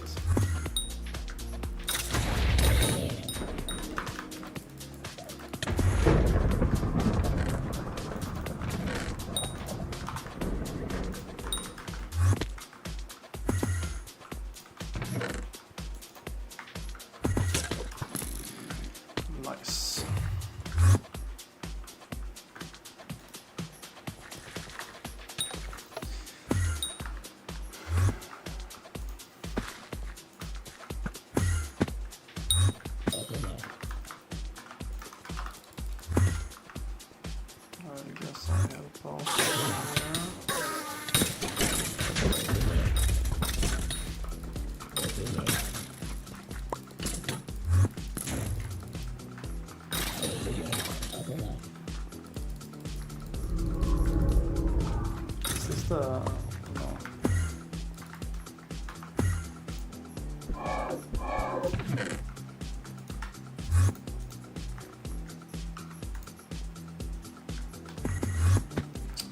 Where's the secret in this room? Is it up here somewhere? No.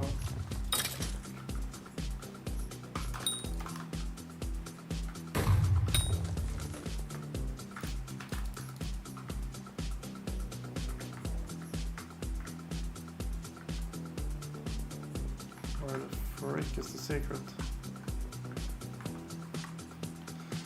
Doesn't matter.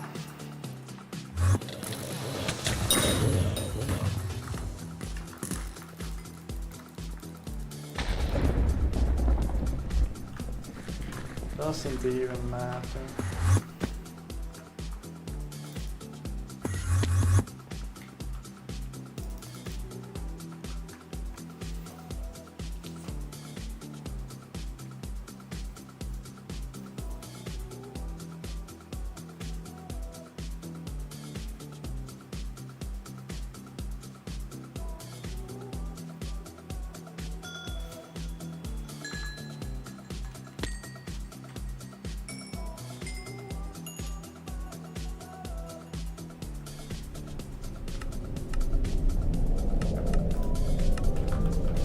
Nothing, like usual.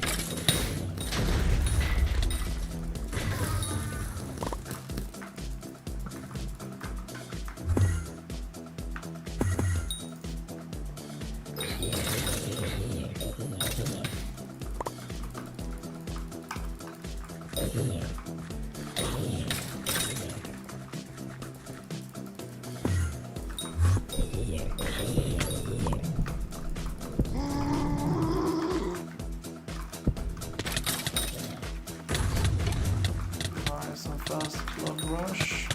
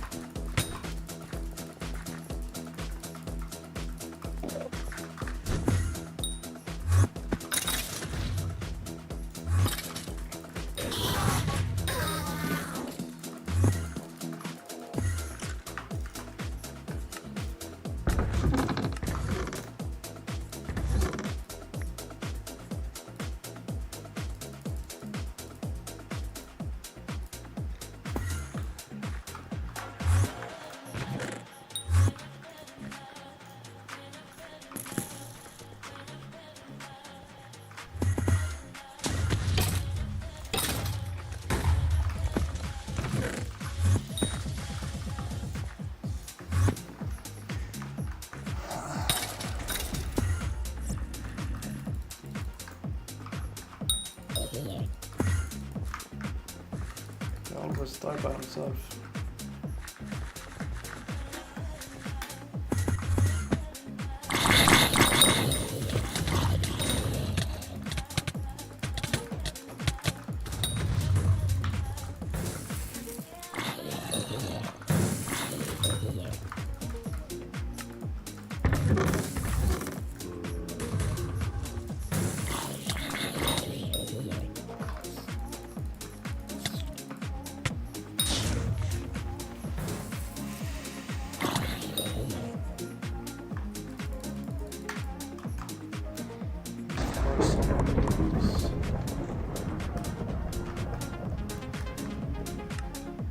What is happening, man?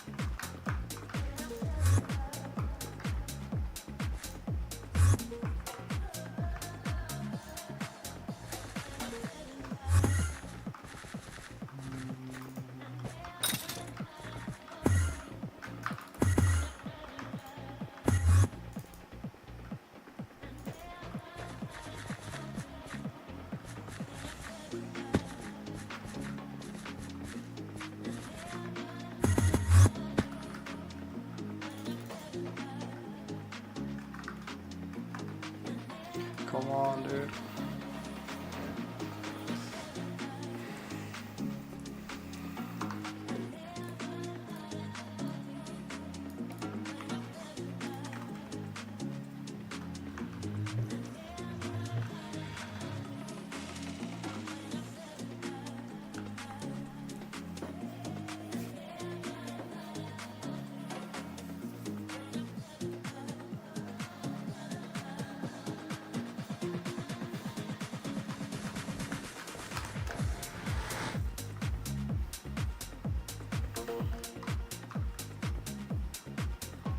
Red. Okay, let's try to find a red one.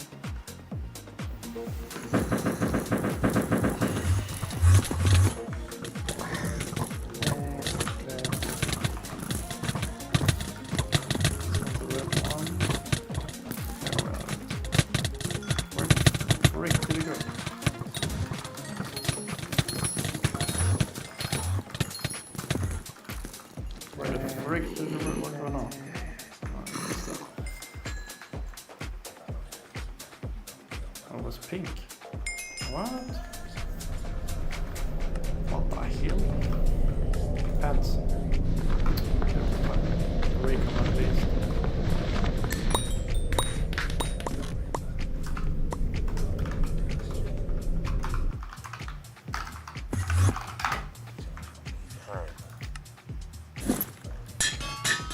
Everyone's going to leave.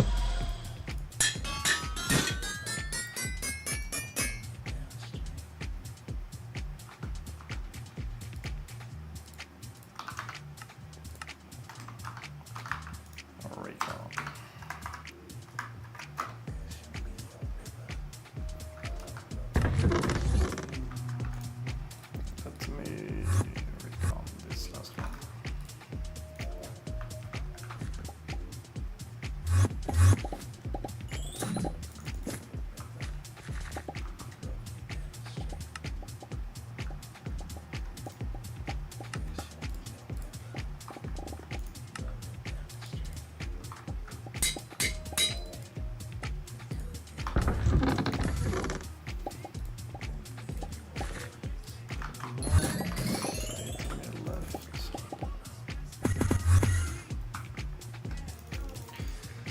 Let's see if we can find some people that are not leaving.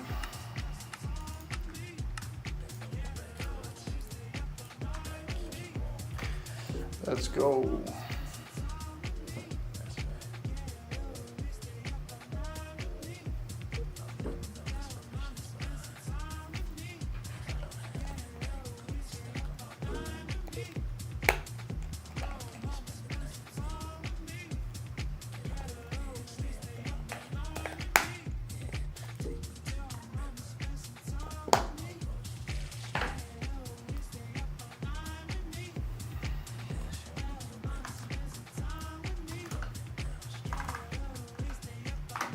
There we go, 5 people, nice.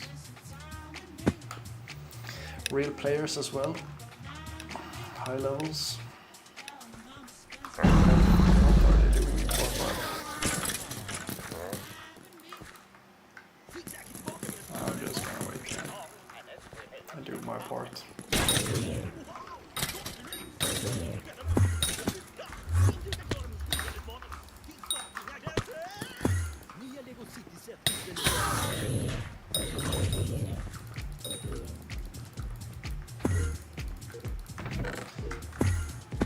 Let me do this run really quick.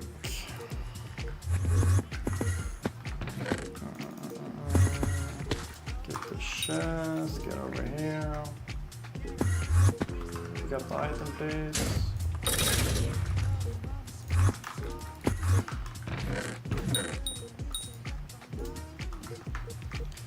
Get that.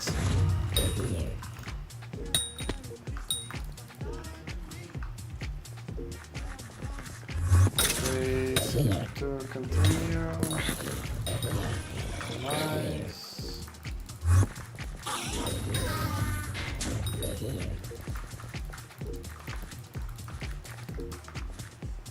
Where the frick is the last one? Yeah.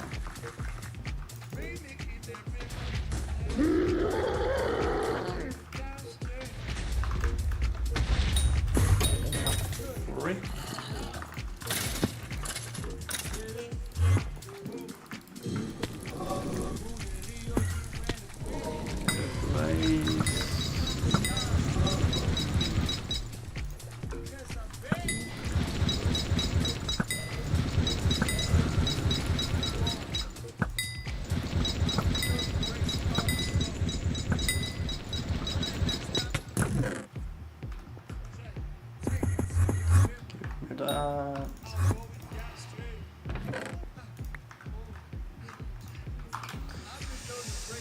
Nice.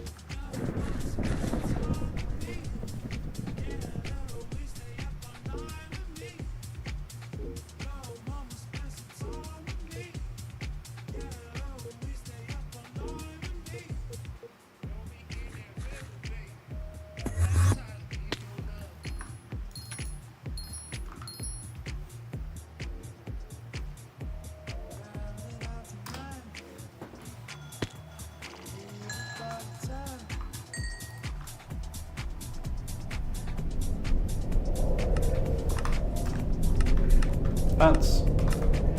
Recon. Nothing.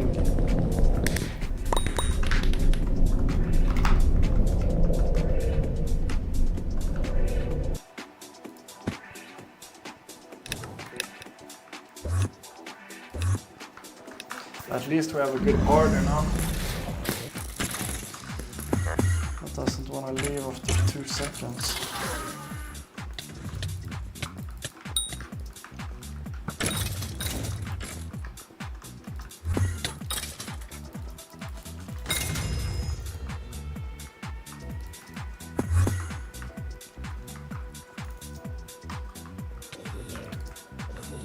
hell is going on with the doors?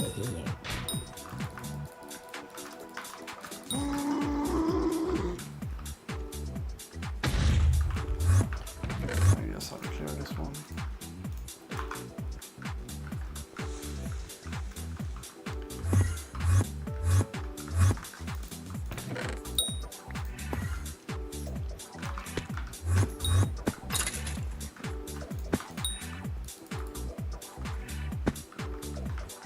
That's right. Over here.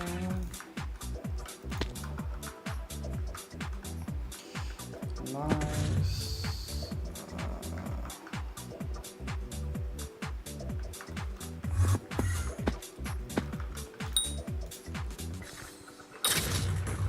I guess I help him with that.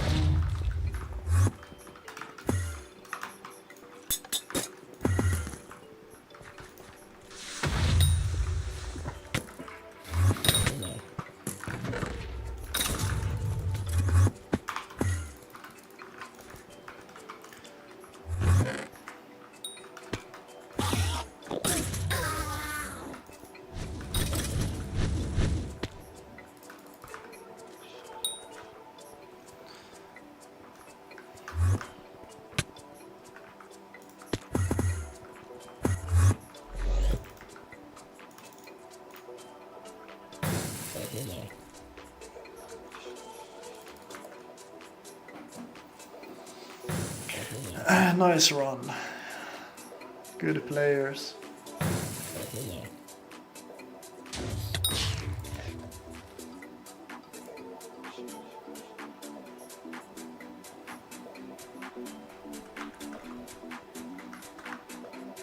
Oh, he's the one, so he's running. Back in.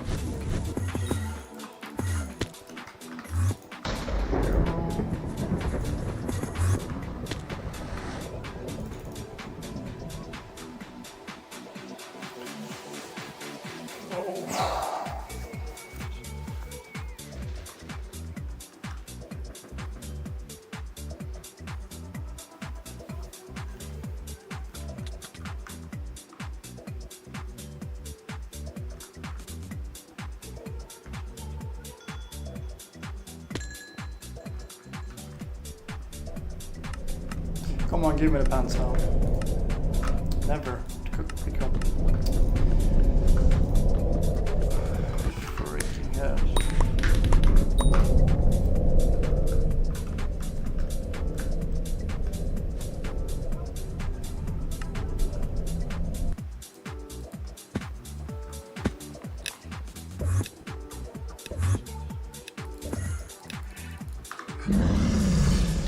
Let's go. Come on. Fast run, yeah? I'm gonna just carry this.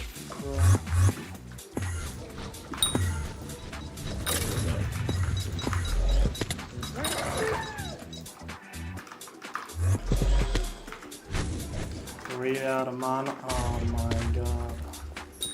Can't watch this.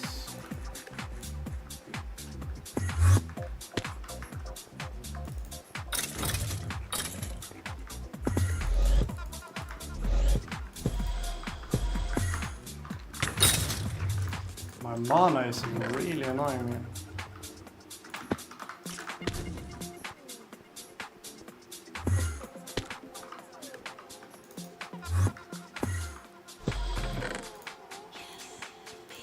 Can I pick up the chest piece? Thank you.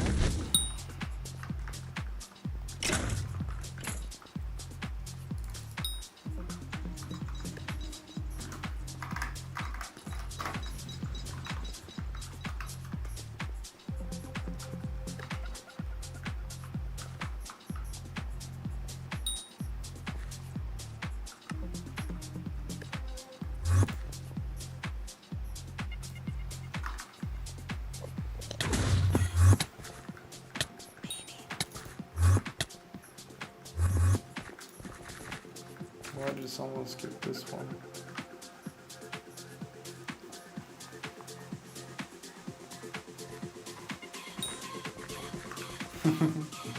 No, I'm fine, thank you. I he's doing this one, I think.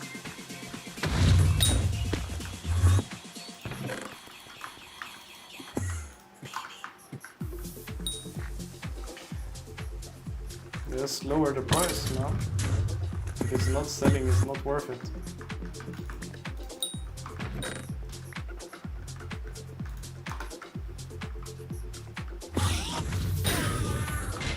I'm playing on Iron Man, so I can't even buy it if I wanted to.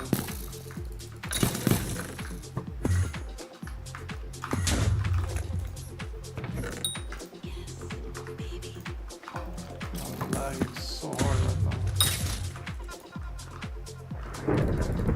Just watch this one.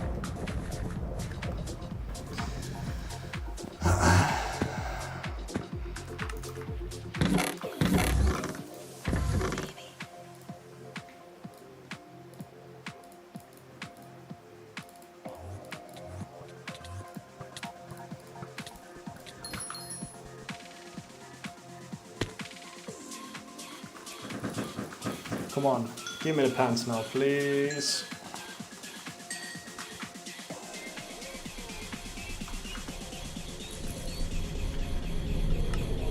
Oh my god.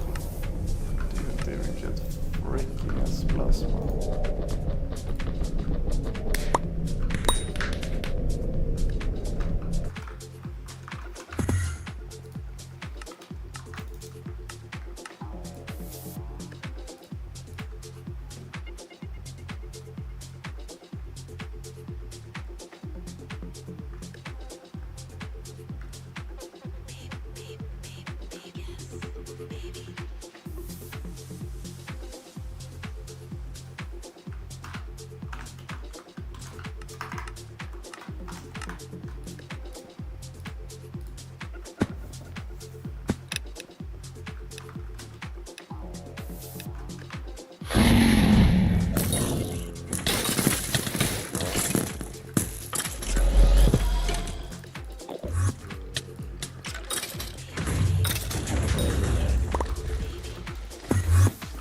Fighting through the wall all the time. Let me do this one. Oh my god. I was just about to say pro.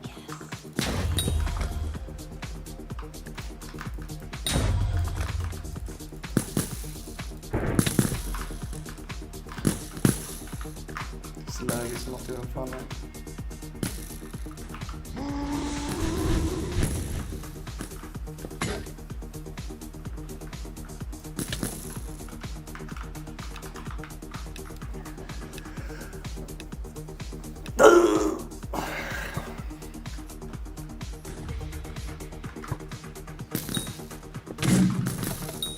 You shit. Oh my god.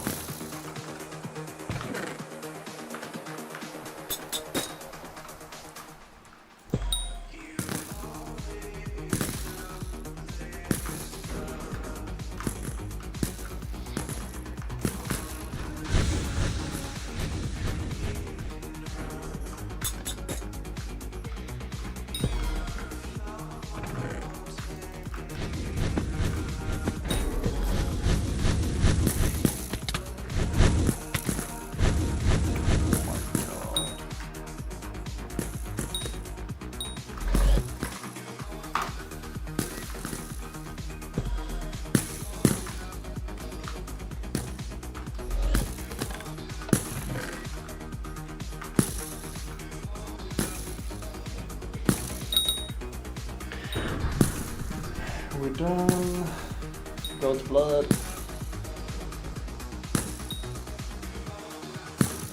Remind me to come up and shot.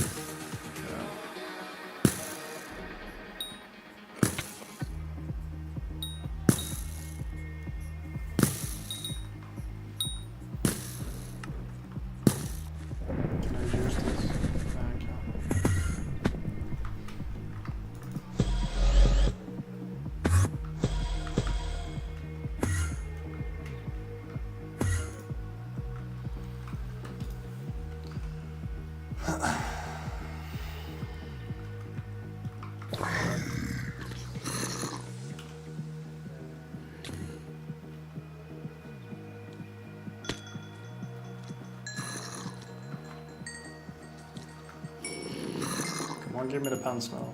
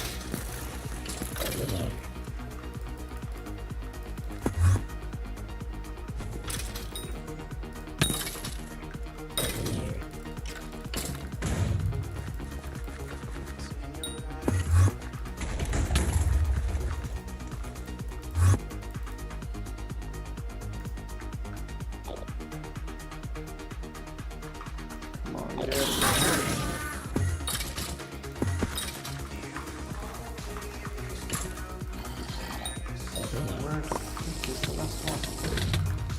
How is it down here?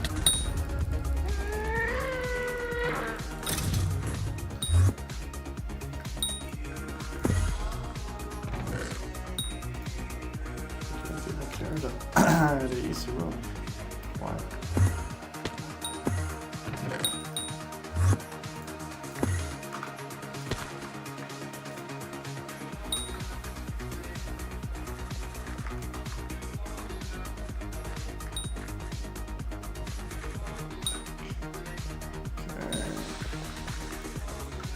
I guess that's good. We're already done. Nice.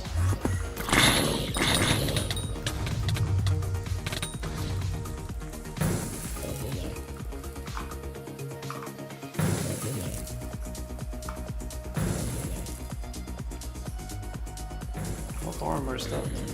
Is the Wither helmet?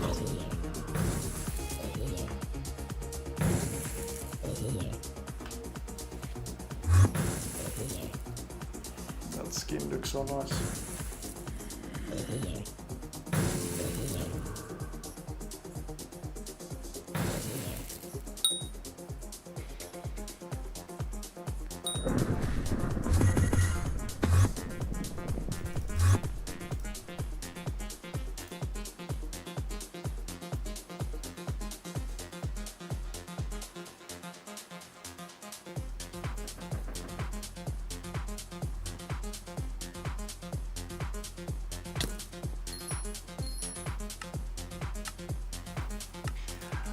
How many runs have I done now without getting 67 run just to play for no good plans and never seen them.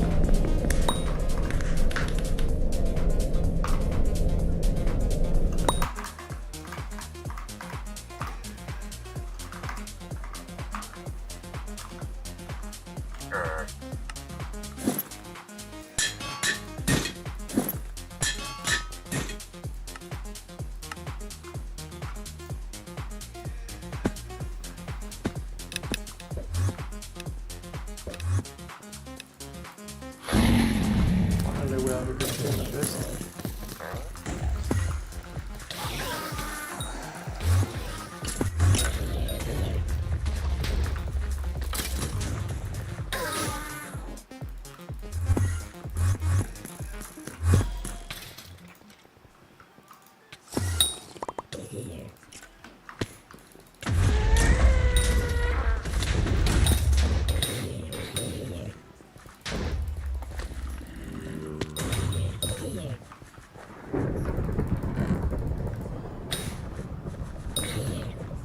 Here's a pro.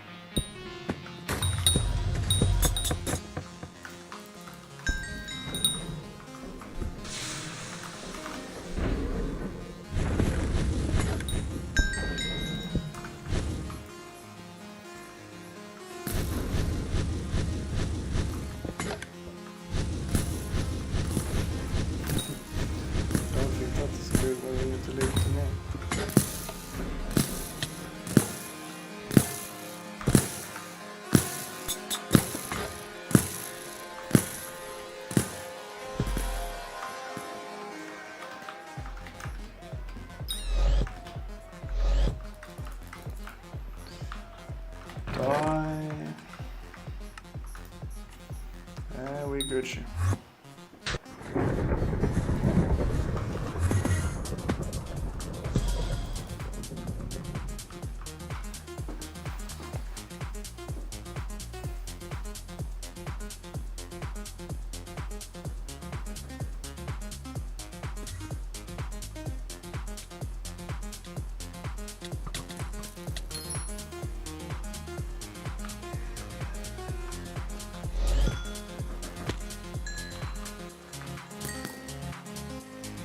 I think this is more or less run.